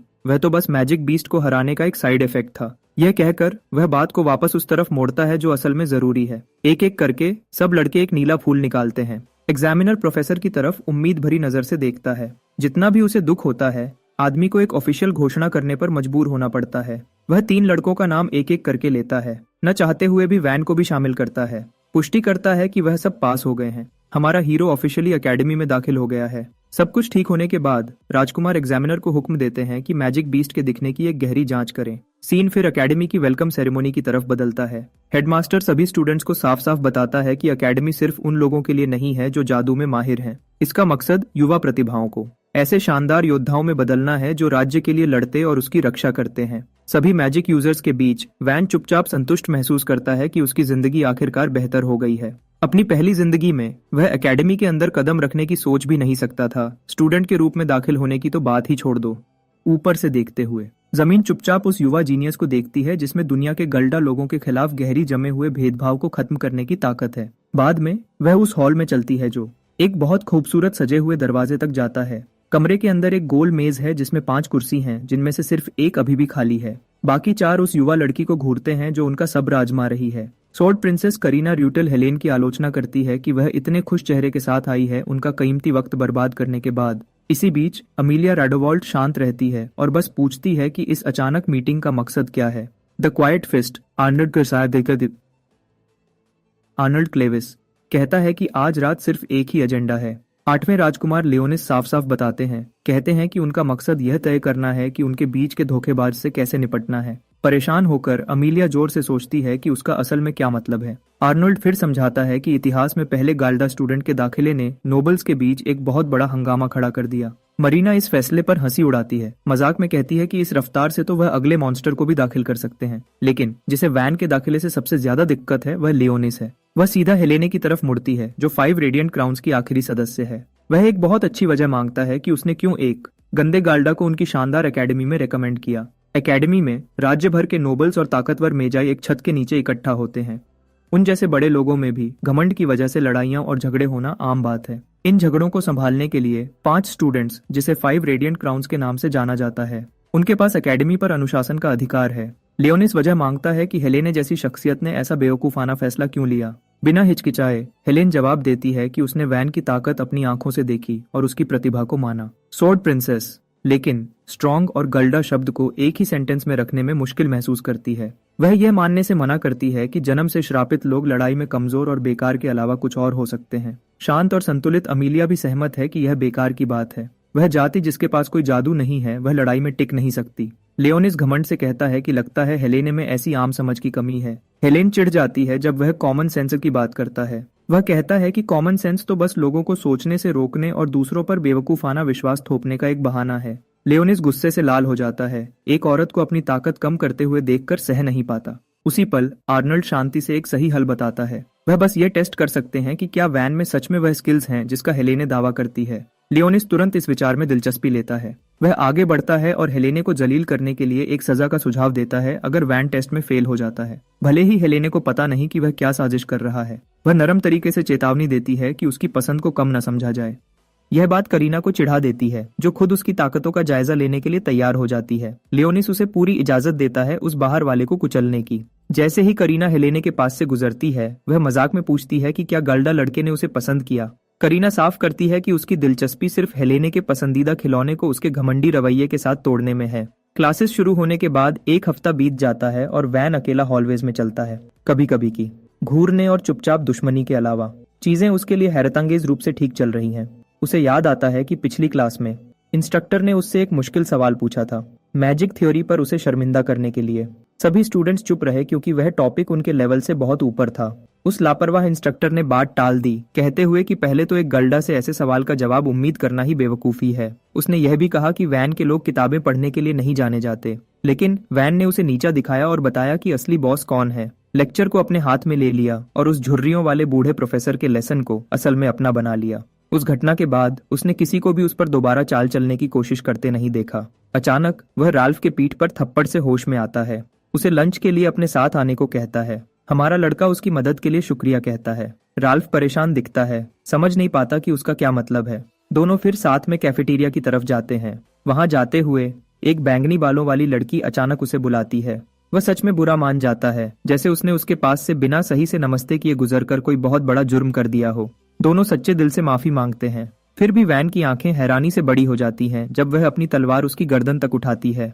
वह सीधा उस पागल से पूछता है कि उसकी क्या दिक्कत है। वह उसे घमंडी मुस्कान से देखती है, कहती है कि अगल्डा के लिए तो ये आम बात है कि वह अपना सर जमीन पर झुकाकर सलाम करे। हमारा लड़का शांति से जवाब देता है कि वह दोनों एक ही एकेडमी के स्टूडेंट हैं। उसका झुकने का कोई इरादा नहीं है, सिर्फ इसलिए क्योंकि वह सोचती है कि उसे झुकना चाहिए। यह सुनकर वह ठंडे तरीके से पूछती है कि क्या वह इन दीवारों के अंदर अपनी असली हैसियत समझता भी है या नहीं। अचानक राल्फ अपने दोस्त का साथ देने के लिए आगे आता है, कहता है कि वह हद से ज्यादा कर रही है। लड़की जोर देती है कि अनुशासन, डिसिप्लिन जरूरी है ताकि सब अपने से बड़े लोगों की बात माने। वैन थोड़ा सा सर हिलाता है, मानता है कि बड़े लोगों को इज्जत मिलनी चाहिए, लेकिन उसे बिल्कुल पसंद नहीं आता जब कोई अजीब अनजान शख्स तलवार की नोक पर इज्जत जबरदस्ती ले। वह उसकी तलवार को मजबूती से पकड़ लेता है, जिसकी वजह से वह उसे न आगे धकेल पाती है न पीछे खींच पाती है। एक तेज मोड़ के साथ वह उसे घबराहट में डाल देता है। वह तलवार में और ताकत डालती है और उसी पल वह एक सही वार करता है जो उसे बीच से तोड़ देता है। जब वह सेवर एज टेक्निक को पहचान जाती है तो पहले की घमंडी लड़की को बहुत ज्यादा पसीना आने लगता है। उसे एक सस्ती जिंक एलॉय की तलवार से अटैक करना एक नई सीखने वाले की गलती थी। जिंक की तलवारें नई सीखने वालों में मशहूर हैं क्योंकि वह जादू को आसानी से गुजारते हैं, लेकिन वह एक असली लड़ाई के लिए बहुत कमजोर हैं। लड़की गुस्से से शिकायत करती है कि उसे कैंपस में एक सही तलवार रखने की इजाजत नहीं है। यह खास हक सिर्फ 5 रेडिएंट क्राउन्स को ही मिलता है। पहली बार यह नाम सुनकर वैन हैरान हो जाता है। बिल्कुल सही वक्त पर तलवार प्रिंसेस सीन में आती है और उस पर इल्जाम लगाती है कि उसने एक बड़े का अपमान किया और किसी की चीज तोड़ दी। बैंगनी बालों वाली लड़की तुरंत अपना सर झुका लेती है और उसे लेडी करीना कहकर बुलाती है। सिर्फ नाम सुनकर ही हमारे हीरो की याद में एक तेज झटका लगता है। अपनी पिछली जिंदगी में ऐसा कोई नहीं था जो करीना द ब्लड ब्लेड का नाम न जानता हो। उसका दिमाग घूम जाता है, सोचता है कि मौत की फरिश्ता खुद यहाँ एकेडमी के अंदर क्यों खड़ी है। वैन याद करता है कि जब वह अपने पिछले जन्म से पहले एक असैसिन था तब राज्य कई बगावतों में उलझा हुआ था। उनमें से एक बेरहम शुद्धिकरण प्यूरिफिकेशन ग्रुप था जिसे व्हाइट एनाइलेशन रिंग के नाम से जाना जाता था, और उस ग्रुप से उसे सबसे ज्यादा लेडी करीना का नाम याद है। वह उसे ब्लड एज के रूप में याद करता है, एक डरावनी शख्सियत जिसने बेशुमार हीरोज को मार डाला था। व्हाइट एनाइलेशन रिंग को खत्म करने के लिए राज्य को बहुत बड़ी कुर्बानियां देनी पड़ी थी। वह सारा हंगामा आखिर में एक और तबाहकुन लड़ाई में बदल गया, राजगद्दी के लिए जंग।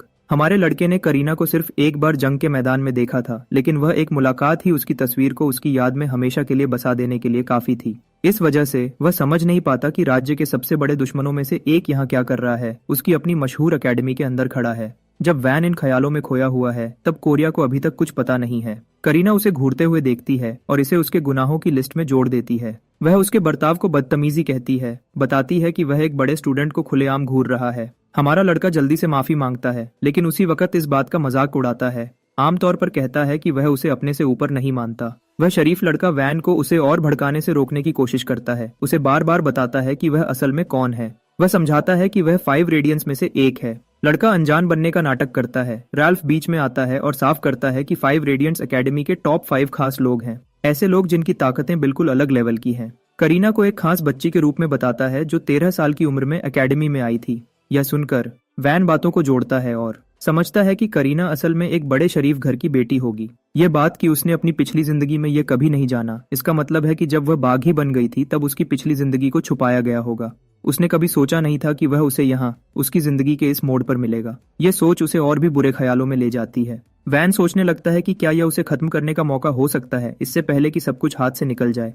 अगर वह उसे अभी खत्म कर दे तो वह आने वाली बगावत की जड़ को ही मिटा सकता है। और अगर वह बगावत कभी न हो तो राजगद्दी की जंग भी कभी नहीं होगी, जिसका मतलब यह भी होगा कि हाइंस कभी राजगद्दी पर नहीं बैठेगा। जब लड़का ख्यालों में खोया रहता है, तब करीना उसे एक बार फिर देखती है। वह उसे चेतावनी देती है कि उसे सरकारी तौर पर एक असली तलवार रखने की इजाजत है, और फिर एक ऐसी मुद्रा में आ जाती है जो इतनी बेहतरीन और जानलेवा है कि लगता है वह एक पल में किसी को मार सकती है, बिना वार की हरकत दिखाए भी। राल्फ जल्दी से हमारे लड़के को माफी मांगने को कहता है, इससे पहले कि वह अपनी जान खतरे में डाले, लेकिन वैन शांति से जवाब देता है कि वह पहले कुछ पक्का करना चाहता है और उसे पीछे हटने को कहता है। वह खुद भी लड़ने की मुद्रा में आ जाता है, उसे हमला करने के लिए भड़का देता है। 1000 तलवार प्रिंसेस पहले ही हद से ज्यादा गुस्से में मार डालने के इरादे से आगे बढ़ती है। उसका वार इतनी तेजी से आता है कि आम आंखें उसे देख नहीं पाती।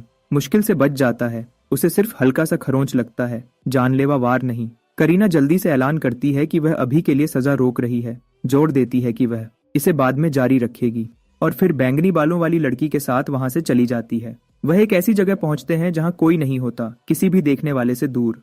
बैंगनी बालों वाली लड़की पूछती है कि उसने लड़के को जाने क्यों दिया।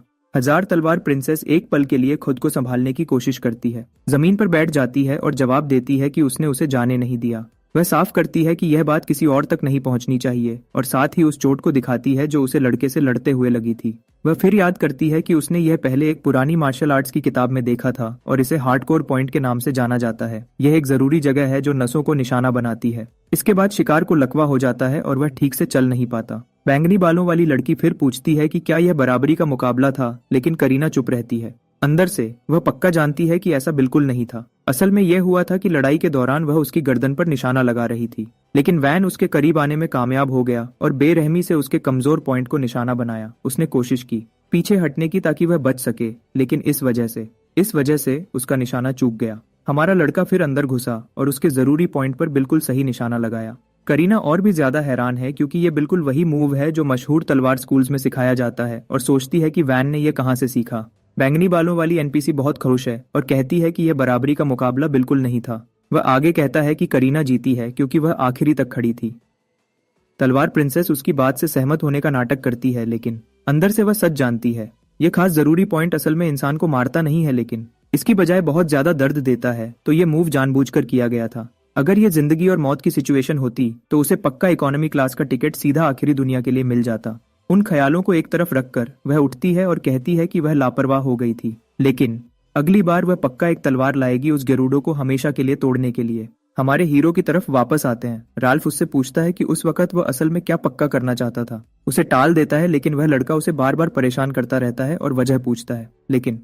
लेकिन हमारा हीरो ख्यालों में खो जाता है। समझता है कि उसके दुश्मनाना रवैये के बावजूद तलवार प्रिंसेस ने बहुत कुछ छुपा रखा था और हार नहीं मानना चाहती थी। अपनी खास जादुई ताकत का भी इस्तेमाल नहीं किया। भले ही उसने इसे सजा कहा था, लेकिन उसने असल में कुछ भी गंभीर करने की कोशिश नहीं की। वैन फिर जोर से कहता है कि करीना एक अच्छी लड़की है, जिससे राल्फ हैरान हो जाता है। लेकिन हमारा हीरो अब पूरी तरह से पक्का है कि वह अभी ब्लड ब्लेड नहीं है। उसका नसीब बदलने में मदद करने का पक्का इरादा कर लेता है। राल्फ बात छोड़ देता है, कहता है कि हमारे लड़के को शायद सर पर ज्यादा चोट लग गई है या कुछ और। जब वैन क्लासरूम में वापस आता है सब लोग तुरंत बात करना बंद कर देते हैं और उसकी तरफ देखने से बचने लगते हैं। वह फिर अपनी जगह पर बैठ जाता है और सब क्लासमेट्स तुरंत बातें बनाना शुरू कर देते हैं कि हॉलवे में क्या हुआ था। हमारा लड़का एक घबराहट भरी मुस्कान देता है, लेकिन फिर उसके दो चेले आते हैं और उसे तसल्ली देते हैं कि बेकार राय हमेशा बुरी ही लगेगी। राल्फ उसके साथ तलवार प्रिंसेस से माफी मांगने जाने को कहता है, जबकि फॉल्क उसे तसल्ली देता है कि वह अपने पिता से सब ठीक करवा देगा। वैन उन दोनों अच्छे दिल वाले लड़कों को कहता है कि दूसरों के मामलों में टांग अड़ाना बंद करें। वह उन्हें छेड़ता है कि वह बिल्कुल बदल गए हैं जब वह पहली बार मिले थे तब से, लेकिन उनकी मदद की कदर करता है। लेकिन वह यह मामला अपने हाथों से हल करना चाहता है, जिससे वह दोनों चेले हैरान हो जाते हैं और पूछते हैं कि उसका क्या मतलब है। हमारा हीरो खुद से कहता है कि ब्लड ब्लेड को कभी न बनने देने के लिए उसे अभी और यहीं उसका सामना करना होगा। वैन फिर एक ठंडा मजाक करता है कि 5 रेडियंट्स तो बस स्कूल के अनुशासन डिसिप्लिन के जिम्मेदार स्टूडेंट हैं, तो वह कोई खास नहीं है। फॉल्क और रैल्फ उसकी बात सुनकर हैरान रह जाते हैं और पूछते हैं कि क्या उसे सच में पता है कि क्या हो रहा है। उसी पल सबका ध्यान हेलेन की तरफ जाता है जब वह क्लासरूम में आती है और जोर से उसका नाम लेती है, अपनी कुर्सी पर पीछे झुककर। वह उससे पूछता है कि क्या हो रहा है। वह नम्रता से उसे थोड़ी देर के लिए अपने साथ चलने को कहती है, वादा करती है कि ज्यादा देर नहीं लगेगी क्योंकि उसकी एक और क्लास जल्दी ही है। वह एक पल के लिए चुपचाप उसे घूरता है, लेकिन यह ऐसी दावत नहीं है जिसे वह मना कर सके। जब वह दोनों साथ में चले जाते हैं तो पूरी क्लास हैरान रह जाती है। किसी ने भी आइस ब्लॉसम लेडी से कभी इतने आम तरीके से बात नहीं की थी। सीन एक चाय की टेबल पर बदलता है जो एक फूलों के बगीचे के बीच में रखी है, एक खास बात करने के लिए बिल्कुल सही जगह। हेलेन धीरे से मुस्कुराती है जब वह खबर देती है कि 5 रेडियंट्स ने करीना को उसकी ताकतों को जांचने के लिए भेजने का फैसला किया है। वह मजाकिया अंदाज में जवाब देता है कि उसकी चेतावनी थोड़ी देर से आई। हेलेन खुश रहती है, मानती है कि उसने करीना से इतनी जल्दी उसे चैलेंज करने की उम्मीद नहीं की थी। करीना मशहूर तलवारबाज लुथियर फैमिली की नेता बनने वाली है, तो उसकी खास ताकत वैन को हैरान नहीं करती, लेकिन वह महसूस करता है कि वह सिर्फ एक और ताकतवर वारिस नहीं है, उसके बारे में कुछ और भी गहरा है। हेलेन अपना सर झुकाती है और पूछती है कि उसका क्या मतलब है। ये कैसे कहे, ये समझ नहीं आता। वह कहता है कि वह ऐसी लगती है जिसने जिंदगी में सब कुछ छोड़ दिया हो, तलवार की ट्रेनिंग के अलावा। हेलेन की आंखें इस बात पर थोड़ी सी छोटी हो जाती हैं और वह चुपचाप उसकी तेज समझ की तारीफ करती है। वह बताती है कि करीना सिर्फ लुथियर फैमिली की एक और शरीफ बच्ची नहीं है। असल में वह एक नौकरानी के साथ अफेयर से पैदा हुई थी और उसे कभी भी ऑफिशियली सही नहीं माना गया था। यह सोच बदल गई जब वह 10 साल की हुई। एक दोस्ताना लड़ाई में उसने अपने 17 साल के भाई को पूरी तरह से हरा दिया। उस वक्त सबको लगा था कि उसका भाई फैमिली का नाम आगे बढ़ाएगा, लेकिन उसकी जबरदस्त ताकत ने उन्हें दोबारा सोचने पर मजबूर कर दिया। अपनी पूरी जिंदगी नफरत और जलन का सामना करने के बावजूद उसे आखिर में फैमिली का अगला मुख्य बनाया गया, उसकी पैदाइश की हैसियत के बावजूद। यह सब सुनकर वैन सोचता है कि हेलेने को एक बाहर वाले के रूप में इतनी पर्सनल बातें कैसे पता है। हेलेने धीरे से हंसती है और कहती है कि शरीफ समाज अफवाहों पर चलता है। उस बात को एक तरफ रखकर वह याद करती है कि उसने करीना को पहली बार एकेडमी के एंट्रेंस सेरेमनी से पहले एक खास महफिल में देखा था। लड़की एक शांत कोने में अकेली खड़ी थी, जबकि किसी ने उसे हेलो तक कहने की जहमत नहीं की। वह चुपचाप खड़ी रही, शांति से देखती रही, जैसे उसका पिता उसकी मौजूदगी को नजरअंदाज कर रहा था और दूसरों से ऐसे बात कर रहा था जैसे वह है ही नहीं। उसके प्यार की कमी और लापरवाही उसकी खाली बेजान आंखों में साफ दिख रही थी। यह देखकर कि वह लड़की के लिए कितनी फिक्र दिखाती है, वह पूछता है कि उसने उस वक्त करीना से बात क्यों नहीं की। हेलेने समझाती है कि यह इतना आसान नहीं था। एक और ताकतवर शरीफ घर की वारिस होने के नाते बीच में आना मुश्किल होता। इसे स्टाइनहार्ट फैमिली का लुथियर फैमिली के अंदरूनी मामलों में दखल देना माना जाता। वैन आह भरता है, बहुत परेशान होकर कि शरीफों की परंपराएं कितनी थका देने वाली हैं। हेलेने आगे कहती है कि करीना को शायद वह रात याद भी नहीं होगी। जिस तरह से उसकी फैमिली की पॉलिटिक्स चल रही है, उसे डर है कि लड़की आखिर में गलत रास्ते पर जा सकती है। वैन का चेहरा गंभीर हो जाता है जब वह पूछता है कि अगर ऐसा हुआ तो वह क्या करेगी। हेलेन बिना हिचकिचाए जवाब देती है कि वह उसे रोकने के लिए अपनी पूरी ताकत लगा देगी, वरना वह अपने दिल में दफन पिछली पछतावे को कभी मिटा नहीं पाएगी। उसी पल सारी बातें समझ आने लगती हैं। वह हमेशा मानता था कि हेलेने में एक मशहूर हीरो बनने की ताकत है, जिसका नाम इतिहास की किताबों में दर्ज हो। फिर भी उसने अपनी पिछली जिंदगी में उसके बारे में कभी नहीं सुना था। उसकी जिंदगी शायद जल्दी खत्म हो गई थी जब करीना को वापस लाने की कोशिश कर रही थी, जब वह खुद को खो चुकी थी। जैसे उसके ख्यालों को समझकर हेलेन उसे चेतावनी देती है कि उसके लिए जज्बाती न हो। वह एक बेरहम तलवारबाज है, एक शानदार जो उसे मारने में जरा भी नहीं हिचकिचाएगी। हमारा लड़का कॉन्फिडेंस से जवाब देता है कि वह यह बिल्कुल समझता है और इस बातचीत ने उसे और भी हिम्मत दी है। वह उसकी आंखों में सीधा देखता है और कसम खाता है कि वह उसके पछतावे को मिटा देगा। उसकी पिछली जिंदगी में करीना को कोई रोक नहीं सकता था, लेकिन इस बार उसके पास मौका है कि वह खतरे को उसकी जड़ से ही रोक दे। उसकी हिम्मत देखकर हैरान होकर हेलेने मानती है कि उसे थोड़ी राहत मिली है यह बातें सुनकर। वह उम्मीद कर रही थी कि वह उसकी मदद करेगा। फिर भी आमतौर पर उसे स्कूल के बाद मिलने को कहता है ताकि वह उसे दिखा सके। उसी शाम को राल्फ और फॉल्क उसे ढूंढने के लिए जंगल में जाते हैं। फॉल्क को अपने दोस्त का ऐसे पीछा करना ठीक नहीं लगता, जबकि राल्फ बहुत हैरान है कि वह बिना कुछ कहे कहाँ गायब हो गया। उसे आइस प्रिंसेस के साथ अकेले जंगल में छुपते हुए देखकर हैरान न होना मुश्किल है। फॉल्क इसे टालने और बात बदलने की कोशिश करता है। तभी वह हमारे हीरो को देखते हैं जो एक ठंडे तूफान के बीच में खड़ा हुआ है। उसके सामने हेलेने बिल्कुल भी पीछे नहीं हट रही है। बर्फ के टुकड़ों और तेज बर्फ के बर्छियों का तूफान उस पर बेरहमी से बरस रहा है। जब वह उनकी घबराहट भरी आवाजें सुनता है तो वह मुड़ता है। बेरहम आइस प्रिंसेस टाइम आउट में यकीन नहीं करती। वह उसे बीच लड़ाई में अपने दुश्मन से नजर हटाने के लिए सजा देती है। आइस गार्डन के हजारों कांटे छोड़ती है। मोटी बर्फ की बड़ी बड़ी बेलें उन तीनों की तरफ तेजी से बढ़ती हैं।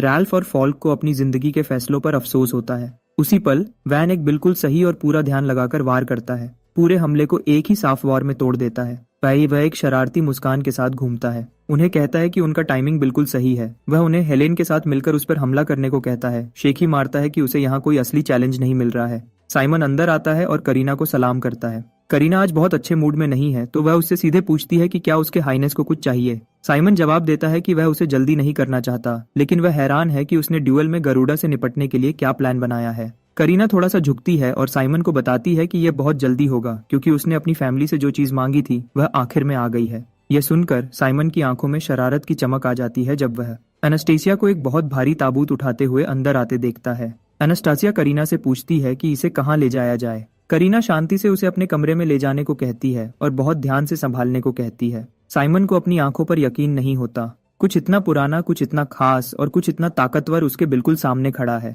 करीना फिर साइमन से पूछती है कि क्या यह आगे के काम के लिए काफी होगा और क्या यह सिर्फ एक ऐसे गरुड़ा को मारने के लिए ज्यादा नहीं होगा। लेकिन साइमन साफ तौर पर चाहता है कि यह इवेंट एक तमाशा बने, एक शांत और सिंपल चीज की बजाय। वह करीना से कहता है कि उस जैसा इंसान एक नंगी तलवार है इंसानी रूप में, एक ऐसा इंसान जिसकी ताकत और हुनर को एक सही मंच मिलना चाहिए। उस जैसी के लिए इस पल से बेहतर कोई मंच नहीं है सबको वह हुनर दिखाने के लिए जो उसके पास है। इसी बीच स्टूडेंट बोर्ड पर एक नोटिस लगता है और पूरी एकेडमी जल्दी से इसके बारे में बात करने लगती है। ऐलान में कहा गया है कि करीना, जो 5 ब्रिलियंट क्राउन्स में से एक है, उसने ऑफिशियली पहले साल के स्टूडेंट वैन को ड्यूएल के लिए चैलेंज किया है, पब्लिक ऑर्डर खराब करने की सजा के तौर पर। खबर पूरी एकेडमी में तुरंत फैल जाती है और स्टूडेंट बोर्ड के पास इकट्ठे हो जाते हैं और आपस में फुसफुसाते हैं। सब जानते हैं कि यह कोई आम ड्यूएल नहीं है। उनमें से कई चुपचाप कहते हैं कि यह एक तैयार मौत का जाल लगता है। लड़ाई रॉयल एकेडमी के बड़े ट्रेनिंग ग्राउंड्स में होगी, जिसे स्टूडेंट आमतौर पर चॉक रिंग अरीना कहते हैं। यह अरीना सिर्फ प्रैक्टिस की जगह नहीं है। यह एक पवित्र मंच है जो स्टूडेंट्स के बीच ऑफिशियल ड्यूएल्स के लिए इस्तेमाल होता है और खास ट्रायल्स के लिए भी, जो किसी की ताकत और हिम्मत की हद को जांचते हैं। इसी शोहरत की वजह से अरीना का एकेडमी में बहुत बड़ा नाम है। जब ड्यूएल का दिन आखिर में आता है तो हवा में तनाव और बेचैनी महसूस होती है। स्टूडेंट एकेडमी के हर कोने से इकट्ठे होते हैं, स्टैंड्स को ऊंची आवाजों और हैरान। अरीना के बीच में वैन चुपचाप अपने हाथ पैर खोल रहा है, ड्यूएल शुरू होने का इंतजार करते हुए। भीड़ हर गुजरते मिनट के साथ बढ़ती जा रही है,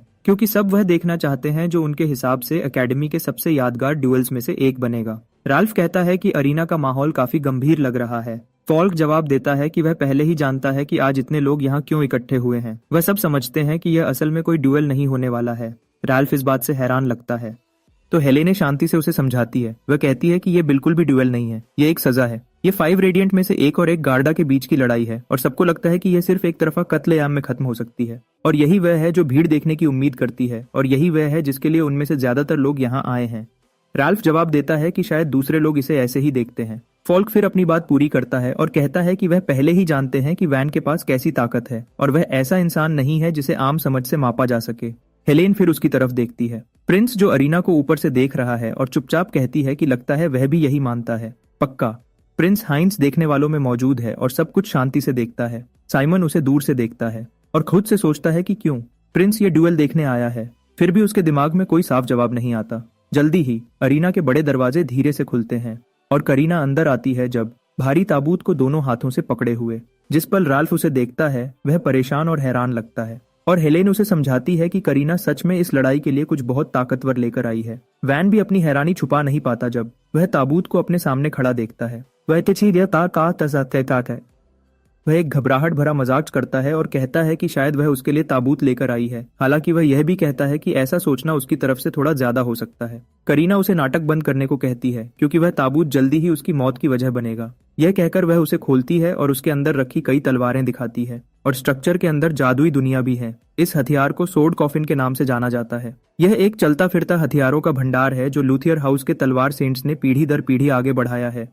फॉल्क हैरानी से रिएक्ट करता है और सोचता है कि तलवार सेंट्स ने ऐसा कुछ बनाने के बारे में सोचा भी क्यों होगा। करीना फिर एक तलवार निकालती है और उसे सीधा वैन की तरफ करती है। ऐलान करती है कि वह उसे अपनी एकेडमी में कदम रखने का अफसोस करवाएगी। वैन अब न तो हैरान लगता है न परेशान। उसका चेहरा गंभीर हो जाता है और वह जवाब देता है कि अफसोस उसे होगा जब वह उसके कीमती सोर्ड कॉफिन को हजारों देखने वालों के सामने तोड़ देगा। वह फिर पूछता है कि ड्यूएल कब शुरू होगा। करीना जवाब देती है कि यह पहले ही शुरू हो चुका है जब वह दोनों सीधे एक दूसरे की तरफ बढ़ते हैं। करीना को जिस बात की उम्मीद नहीं थी वह थी वैन की वह तेज रफ्तार जो वह उसके खिलाफ इस्तेमाल करता है। एक पल वह दूर खड़ा होता है और अगले ही पल वह उसके चेहरे के सामने आ जाता है। करीना जल्दी से हमले को रोकती है और वैन कहता है कि उसके रिफ्लेक्सेस अच्छे हैं। असल में वह हैरान है और लड़ाई देखने वाले सब लोग भी। उनमें से कोई नहीं समझ पाता कि एक गरुड़ा इतनी तेजी से कैसे चल सकता है। भीड़ में कई लोग सोचते हैं कि वह इंस्टेंट मूवमेंट मैजिक का इस्तेमाल कर रहा होगा। यह बात स्टूडेंट्स में जल्दी फैल जाती है क्योंकि उन्हें कुछ और मुमकिन नहीं लगता। फिर भी यह सोच नामुमकिन होनी चाहिए क्योंकि जिसे वह एक नीचा इंसान मानते हैं वह जादू का इस्तेमाल बिल्कुल नहीं कर सकता। फॉल्क ध्यान से देखता है और मानता है कि चाहे उसने कितनी बार भी वैन को यह ट्रिक करते देखा हो, उसे अब भी यह बिल्कुल जादू जैसा लगता है। हेलेने शांति से उसे ठीक करती है और समझाती है कि यह बिल्कुल भी जादू नहीं है। इस टेक्निक को फैंटम स्टेप के नाम से जाना जाता है। आमतौर पर जब लोग आगे बढ़ते हैं तो वह जमीन से धक्का देते हैं और उनका शरीर हरकतों की एक सीरीज में आगे बढ़ता है जिसे पूरा होने में वक्त लगता है। वैन इस तरह से जमीन से धक्का नहीं देता। इसके बजाय वह अपने सेंटर ऑफ ग्रेविटी को कंट्रोल करके अपने पूरे शरीर को आगे खिसकाता है। अपने पेल्विस के घुमाव का इस्तेमाल करके ताकत पैदा करता है। यही उसके चलने का असली तरीका है। इस हरकत की वजह से वह ऐसे आगे बढ़ता हुआ लगता है जैसे उसके पैरों में ताकतवर स्प्रिंग्स छुपे हों। यह समझाने के बाद भी लड़कों को अब भी यह समझने में मुश्किल होती है कि यह कैसे काम करता है। सच ये है कि जब कोई इसे करीबी लड़ाई में देखता है तो यह हरकत बिल्कुल टेलीपोर्टेशन जैसी लगती है। जब हेलेन ने पहली बार गरुड़ा जंगल में ये टेक्निक देखी थी, उसे भी लगा था कि उसने अभी जादू देखा है। फॉल्क को यह फायदा समझ आने के बाद खुशी होती है क्योंकि इसका मतलब है कि वैन करीबी लड़ाई में हावी रहेगा जहां एक लंबी तलवार ठीक से नहीं चल सकती। लेकिन लड़ाई एक अनोखा मोड़ लेती है।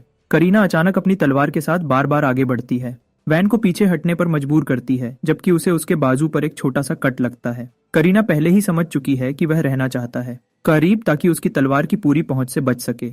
वैन को जिस बात की उम्मीद नहीं थी वह है कि लंबी तलवारों में हैंडल के पास एक बिना तेज हिस्सा होता है जिसे रिकासो कहते हैं। हाफ सोर्डिंग नाम की टेक्निक से एक लड़ने वाला रिकासो को एक हाथ से पकड़ सकता है और करीबी लड़ाई में भी तलवार को कंट्रोल कर सकता है। राल्फ को याद आता है कि उसने इस टेक्निक के बारे में जंग के मैदान में इस्तेमाल होते हुए सुना था। फिर भी उसने कभी उम्मीद नहीं की थी कि एक शरीफ लड़की खुद को यह करने की ट्रेनिंग देगी। फॉल्क को भी समझ आने लगता है कि करीना को अगला तलवार सेंट कहने वाली अफवाहें सिर्फ तारीफ नहीं हो सकती बल्कि उसके असली नसीब की झलक हो सकती है। हेलेन लड़ाई को तेज ध्यान से देखती रहती है। उसके दिमाग में यह फैसला अब भी एक खतरनाक कदम लगता है जब वैन जैसे किसी का सामना कर रहे हो। करीना एक बार फिर उनके बीच की दूरी कम करती है और वैन एक तेज गुस्से से जवाब देता है जो उसे लगता है और उसे थोड़ा पीछे धकेल देता है। वह वहीं नहीं रुकता और एक बार फिर हमला करने के लिए आगे बढ़ता है। साइमन इस अदला बदली को एक गुस्से वाले चेहरे से देखता है और सोचता है कि करीना बस वार खा रही है बिना ठीक से रिएक्ट किए। एनास्टासिया चुपचाप समझाती है कि मैजिक सोर्ड्समैन के लिए ऐसे हमले जिनमें कोई जादुई एनर्जी नहीं होती, उन्हें पढ़ना या बचना बहुत मुश्किल होता है। क्योंकि वैन बिल्कुल भी जादुई ताकत के बिना वार करता है, उसके हमले उनके लिए बिल्कुल अनुमानहीन लगते हैं। लेकिन करीना बिल्कुल भी परेशान नहीं लगती। वह असल में इस अदला बदली का मजा ले रही है क्योंकि उसके शरीर के चारों तरफ एक जादुई दीवार है। वह मानती है कि आम फिजिकल हमले उस डिफेंस को तोड़ नहीं सकते जब तक वैन किसी तरह जादू का इस्तेमाल न करे। अचानक एक तेज घंटी की आवाज उसके कान के अंदर फट जाती है जैसे उसका कान का पर्दा फट गया हो और एक लाल एहसास की लहर उसके शरीर में फैल जाती है। हैरान और लड़खड़ाते हुए वह वैन से पूछती है कि उसने उसके साथ क्या किया है। वैन एक शरारती मुस्कान के साथ जवाब देता है और कहता है कि शायद उसकी जादुई कंसंट्रेशन बस कमजोर है क्योंकि वह जहां से आई है उस वजह से। और उसका जवाब करीना के गुस्से को और भी बढ़ा देता है। आगे वैन समझाता है कि उसने पहले जो टेक्निक इस्तेमाल की थी उसे एयर पाम कहते हैं। यह हाथ के वार से निकली हवा के दबाव का इस्तेमाल करके काम करती है। उस दबाई हुई हवा की ताकत एक शॉकवेव की तरह सफर करती है जो सीधे अंदरूनी कान के सेमी सर्कुलर कैनाल्स पर लगती है। यह समझौता पूरे अरीना में फैल जाती है जब लोग अपनी सांसें रोके हुए अपने सामने हो रहे हैरतअंगेज नजारे को देखते हैं। लेडी करीना, घमंडी तलवार प्रिंसेस, असल में पीछे धकेली जा रही है। साइमन उसे पीछे हटते हुए देखकर सखत हो जाता है और उसके अंदर गुस्सा बढ़ता है क्योंकि उसे लगता है जैसे एक शरीफ इंसान सबके सामने कमजोर दिख रहा है। करीना अब भी अपने सर के अंदर दर्दनाक घंटी की आवाज से जूझ रही है। जब वैन शांति से पूछता है कि क्या उन्हें ड्यूएल यहीं खत्म कर देना चाहिए, ये कहने के तुरंत बाद वह एक बार फिर उसकी तरफ लपकता है ताकि अदला बदली खत्म कर सके। लेकिन करीना धीरे से अपना सर उठाती है और उसके चेहरे पर एक बुरी मुस्कान फैल जाती है। उसी पल सबको समझ आता है कि कुछ गलत है। पीछे हटना कभी कमजोरी नहीं होता, यह उसके प्लान का हिस्सा है। वह अचानक अपनी तलवार जमीन पर पटकती है और ताकत की एक तेज लहर बाहर की तरफ फट जाती है। शॉक वेव्स अरीना के फर्श पर फैल जाती हैं और धूल और पत्थर के टुकड़े हर जगह बिखेर देती हैं। देखने वाले घबराहट में चारों तरफ देखते हैं, जबकि वैन खुद को तैयार करता है और हमले को देखता है। जितना वह देख सकता है वह बस अपनी तलवार को माना के साथ घुमा रही है। सीधे वार के बिना भी सिर्फ ताकत की लहर ही उसके शरीर को अंदर तक हिला देती है। करीना फिर समझाती है कि यही वजह है क्यों तलवार सेंट्स की पीढ़ियां हेवनफॉल ब्लेड को मास्टर करने में खुद को लगा देती हैं। वैन टेक्निक की कमजोरी भी देखता है, क्योंकि तलवार खुद उस बहुत बड़ी ताकत के दबाव को सहने में मुश्किल महसूस करती है जो उसके अंदर से गुजर रही है। साइमन आखिर में दोबारा मुस्कुराने लगता है। वह नतीजा निकालता है कि करीना इस पल तक साफ तौर पर खुद को रोक रही थी। अब जब उसने इस लेवल की ताकत दिखाई है तो उसे साफ हो जाता है कि वैन इसे सह नहीं पाएगा। उसके दिमाग में नतीजा पहले ही तय हो चुका है। अगर वैन अगले वार को सह नहीं पाता तो उसकी सिर्फ हड्डियां ही बचेंगी। फिर भी वैन बिल्कुल भी डर नहीं दिखाता। इसके बजाय वह शांति से करीना को कहता है कि उसे अपने हथियार का ज्यादा ख्याल रखना चाहिए। करीना जवाब देती है कि वह आमतौर पर ऐसा ही करती, लेकिन अब वह अपनी तलवार के अगले वार से इस बेकार ड्यूएल को खत्म करना चाहती है। उसी पल वह तलवार में और भी ताकत छोड़ती है। देखने वाले परेशान हो जाते हैं जब उन्हें समझ आता है कि वह सच में उसे मारने का इरादा रखती है। राल्फ और फॉल्क घबराहट में आपस में फुसफुसाते हैं, यह समझने की कोशिश करते हुए कि क्या हो रहा है। हेलेन उन्हें रोकती है और सिचुएशन को साफ समझाती है। वह कहती है कि वैन के हमले ठीक से लग रहे हैं, लेकिन उनमें अब भी करीना को एक ही वार में हराने की ताकत नहीं है। करीना के पास हेवनफॉल ब्लेड है जो वैन को एक ही वार में खत्म कर सकती है। इसका मतलब है कि करीना जानबूझकर उसके हमलों को लगने दे रही है, क्योंकि वह लड़ाई को एक तमाशा बनाना चाहती है। हेलेन आगे कहती है कि अगर करीना हेवनफॉल ब्लेड को उसी वक्त छोड़ती है जब वैन उसके करीब आता है, तो चाहे वह सीधे वार से बच भी जाए, सिर्फ उसकी आफ्टर शॉक ही उसे बिल्कुल करीब से मार देगी। राल्फ और फॉल्क चुप हो जाते हैं जब वह सोचने लगते हैं कि वैन आगे क्या करने वाला है। जंग के मैदान में करीना एक बार फिर अपनी तलवार उठाती है और उसे कहती है कि वह उसके स्टेटस के हिसाब से मिलने वाले बर्ताव को कबूल करे। वह यह भी कहती है कि अगर वह ऐसा करता है तो वह उसकी जान बख्श सकती है। वैन एक शरारती और छेड़ने वाले अंदाज में जवाब देता है कि वह स्टेटस के ख्याल से कुछ ज्यादा ही जुनूनी लगती है। करीना जवाब देती है कि ऐसी सोच तो बस दुनिया का कुदरती नियम है। उसकी नजर में माना की ताकत एक ब्लड लाइन की कीमत तय करती है और यही उसूल देश की बुनियाद बनाता है। वैन अचानक इस समझौते को सुनकर हंस पड़ता है। वह कहता है कि यह तो बिल्कुल वैसा जवाब लगता है जो एक शरीफ इंसान देगा। फिर वह उसे दोबारा छेड़ता है और पूछता है कि क्या शरीफ जैसा दिखने से वह सच में शरीफ बन जाती है। करीना को समझ नहीं आता कि वह ऐसा क्यों कहता है और यह बातें उसे बहुत गुस्सा दिलाती हैं। वैन अपनी बात पर जोर देता रहता है और बताता है कि उसकी रगों में आम लोगों का खून और शरीफों का खून दोनों हैं। उसके हिसाब से यही वजह है कि वह इतनी बेचैनी से खुद को एक असली शरीफ साबित करने की कोशिश करती है ताकि उसका पिता आखिर में उसे अपना ले। यह बातें उसकी छिपी हुई कमजोरी पर सीधा वार करती हैं। करीना एक पल के लिए रुक जाती है, क्योंकि उसे समझ नहीं आता कि वह इतनी पर्सनल बात कैसे जानता है। उसका गुस्सा बेकाबू हो जाता है और वह वह अपनी तलवार में और भी ताकत डालती है। लड़ाई देखने वाले लोग वैन के लिए परेशान हो जाते हैं जैसे ही तनाव बढ़ता है। हेलेने तुरंत समझ जाती है कि वैन क्या कर रहा है। वह समझती है कि वह जानबूझकर करीना को भड़का रहा है ताकि वह बिना सोचे समझे पूरी ताकत से हमला करे। राल्फ ऐसे लापरवाह कदम के पीछे की वजह समझ नहीं पाता। वह सोचता है कि वैन उसे इतना आगे क्यों धकेल रहा है और अपनी जान क्यों खतरे में डाल रहा है, सिर्फ उससे वह रिएक्शन निकालने के लिए। वैन की बात असल में बेबुनियाद नहीं है। सच तो यह है कि यह सीधे करीना के सबसे गहरे राज और उस शर्म तक पहुंचती है जो उसने सालों से उठाई है। उसे हमेशा लगा है जैसे वह एक परदेसी है जो किसी तरह शरीफ समाज में घुस गई है।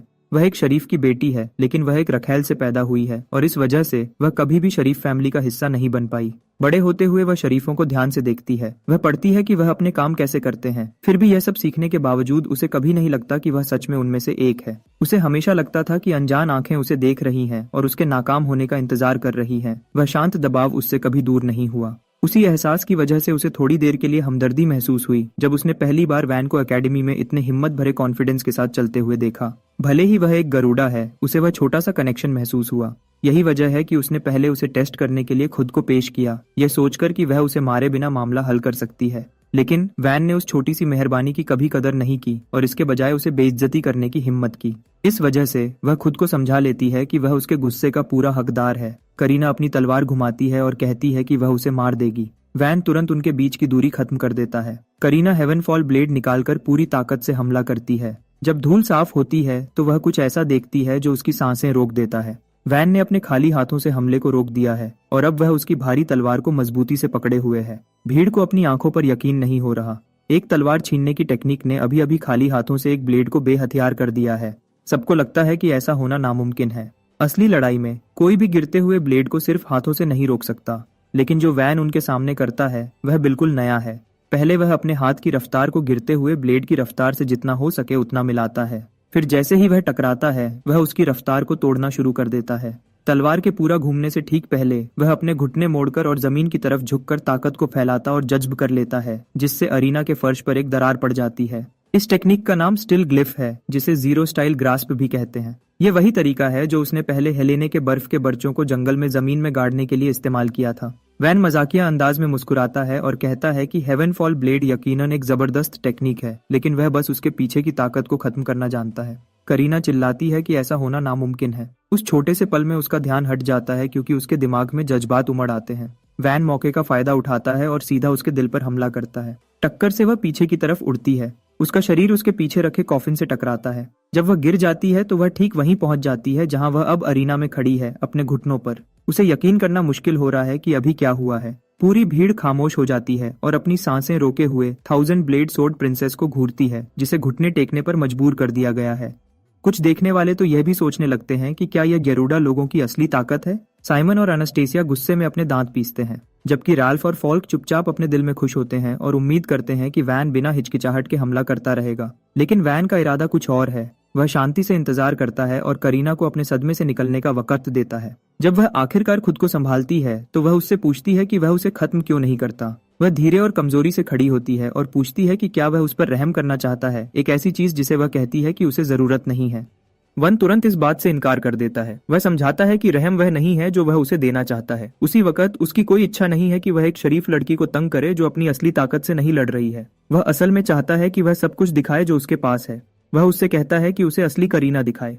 उसके शब्द एक बार फिर उसके घमंड पर एक बेइज्जती की तरह लगते हैं। जवाब में करीना कॉफिन के अंदर छुपी पूरी ताकत को बाहर निकालती है, अंदर हाथ डालती है और सबसे मशहूर हथियारों में से एक को बाहर निकालती है। इस ब्लेड को स्टार रिंग सोर्ड के नाम से जाना जाता है। यह एक स्प्रिंग सोर्ड है जो बहुत पतले और लचीले मेटल से बनी है, जो अजीब तरीकों से मुड़ती और चलती है। वैन को थोड़ी देर के लिए याद आता है कि उसकी पिछली जिंदगी में ऐसे हथियार को मैसेकर सोर्ड तथा ब्लड चेन प्रूलेट के नाम से जाना जाता था। करीना उसे गुस्से भरी हिम्मत से घूरती है और कहती है कि वह उसे दिखाएगी कि उसने क्या क्या कुर्बानी दी है आज यहाँ खड़े होने के लिए। ये बिल्कुल वही पल है जिसका वैन इंतजार कर रहा था। करीना कहती है कि अगर वह सच में उसकी पूरी ताकत देखना चाहता है तो वह खुशी खुशी उसे दिखाएगी। वह उसे चेतावनी देती है कि अगर वह आगे आने वाली चीज को सह नहीं पाया तो गलती सिर्फ उसकी होगी। उन शब्दों के साथ वह कॉफिन से ताकत का एक भयानक तूफान निकाल देती है। ब्लेड्स का तेज तूफान बाहर की तरफ फूटता है और डरावनी ताकत के साथ उसके चारों तरफ घूमने लगता है। राल्फ और फॉल्क हैरान होकर देखते हैं और सोचते हैं कि वह क्या देख रहे हैं। वह समझने की कोशिश करते हैं कि क्या यह बस तलवारबाजी का एक और रूप है, लेकिन सच्चाई इससे कहीं ज्यादा बड़ी है। हेलेन उन्हें समझाती है कि यह टेक्निक एक नेशनल मैजिक आर्ट सर्कल है जिसे रिक्वियम के नाम से जाना जाता है। वह उन्हें बताती है कि यह एक आखिरी टेक्निक है जिसे लुथियर फैमिली के कुछ ही लोग हासिल कर पाते हैं। जादू के जरिए यह तलवार की लचीलेपन को बढ़ा देता है और ब्लेड की नोक को बहुत तेज रफ्तार से आगे बढ़ाता है। वैन अपने सामने बनते हुए तेज तूफान को देखता है। घूमता हुआ तूफान उसकी आंखों के सामने लगातार घूमते हुए बर्चों के डांस जैसा लगता है। करीना इस हमले का नाम डांस ऑफ सर्कल स्पीयर्स बताती है। वह उसे कहती है कि जो भी इसके इलाके में आएगा वह जिंदा नहीं बच पाएगा। आग हो या बिजली या शरीर, सबका अंजाम एक ही होगा जब ब्लेड्स अपना डांस शुरू करेंगे। वह यह भी चेतावनी देती है कि यह एरिया जल्दी ही पूरे अरीना को घेर लेगा। अगर वैन डरता है तो वह बस हार मानकर भाग सकता है। वह कहती है कि वह इतनी उदार है कि उसे भागने देगी। अगर वह जिद से अरीना के अंदर रुकता है तो उसका कुछ भी नहीं बचेगा, उसकी हड्डियां भी नहीं बचेगी। वैन बिना जरा भी डर दिखाए उसकी बात सुनता है। वह शांति से जवाब देता है कि उसे हमले को बढ़ाने की जरूरत नहीं है क्योंकि वह खुद उसके पास आएगा। वैन फिर थोड़ी देर के लिए अपनी आंखें बंद करता है। जब वह उन्हें दोबारा खोलता है तो उसे कुछ नया दिखता है। तूफान बहुत तेज चलता है लेकिन वह सच में अदृश्य नहीं है। हवा में गति की हल्की लकीरें चमकती हैं और वह आखिरकार ब्लेड्स का रास्ता देख सकता है। उस पल वह टाचिप साइकिया नाम की एक टेक्निक एक्टिवेट करता है। यह एक अजीब घटना है जहां दिमाग बहुत ज्यादा तनाव में अचानक अपनी प्रोसेसिंग स्पीड बढ़ा देता है। यह इंसानों में एक गैर नेचुरल बचाव का तरीका है जो उन्हें बचने का सबसे अच्छा रास्ता ढूंढने में मदद करता है जब वह बहुत ज्यादा जानकारी में डूबे होते हैं। आम लोग इसे सिर्फ इत्तेफाक से महसूस करते हैं। वैन ने इसे जब चाहे तब शुरू करने की कला में महारत हासिल कर ली है। उस तेज नजर का इस्तेमाल करते हुए वह सीधा उस तेज तूफान में कदम रखता है। जैसा उसने सोचा था वह तुरंत खत्म नहीं होता। बल्कि वह तूफान में से बिना कटे हुए निकल जाता है। साइमन देखता है कि वैन कितनी आसानी से हमलों को मोड़ देता है और यहाँ तक कि राजकुमार भी बढ़ते हुए उलझन और दिलचस्पी से देखता है। वैन पहले ही हथियार के पीछे के नियम को समझ चुका है। एक स्प्रिंग सोर्ड में ग्रेविटी का सेंटर हमेशा ब्लेड की नोक पर रहता है। इसका मतलब है कि पूरा हमला उस एक पॉइंट पर निर्भर करता है। अगर वह सिर्फ नोक पर हमला करता है तो वह टेक्निक को तोड़ सकता है और लड़ाई जीत सकता है। करीना उसे हैरानी से देखती है और मानती है कि वह सच में एक राक्षस है।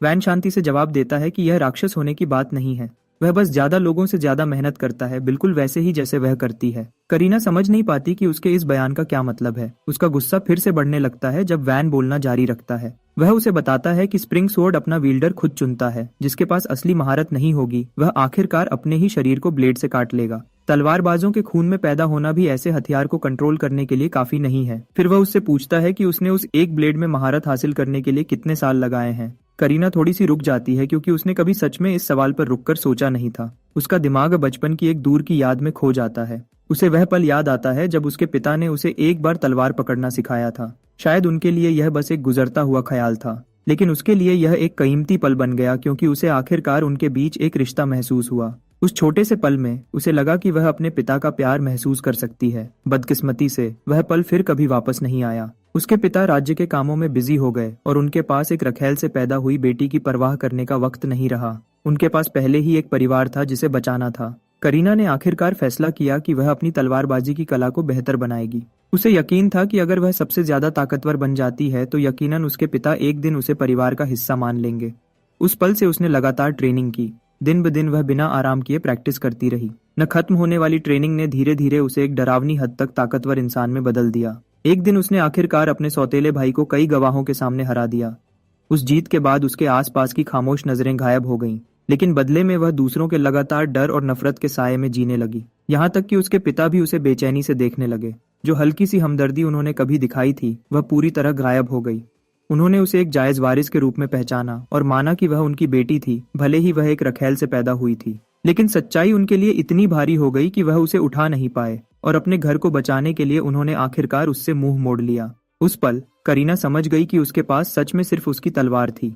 उसके बाद से उसके वजूद में इनकार की कोई गुंजाइश नहीं थी। उसने कसम खाई कि वह अपनी कीमत को जबरदस्त ताकत से साबित करेगी ताकि कोई उसे फिर कभी छोड़ न सके।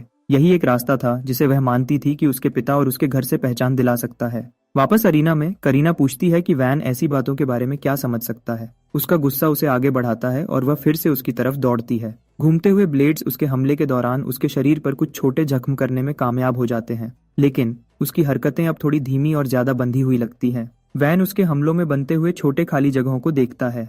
पीछे हटने के बजाय वह आगे बढ़ता है और दूरी को फिर से कम कर देता है। करीना उसके फैसले से उलझ जाती है। वह सोचती है कि वह उसके पास आने की हिम्मत क्यों करेगा जब बाकी सब हमेशा उसकी तलवार की पहुंच से भागे हैं। वह समझ नहीं पाती कि एक आदमी जिसके पास बिल्कुल भी जादू नहीं है वह पीछे हटने से इनकार क्यों कर रहा है।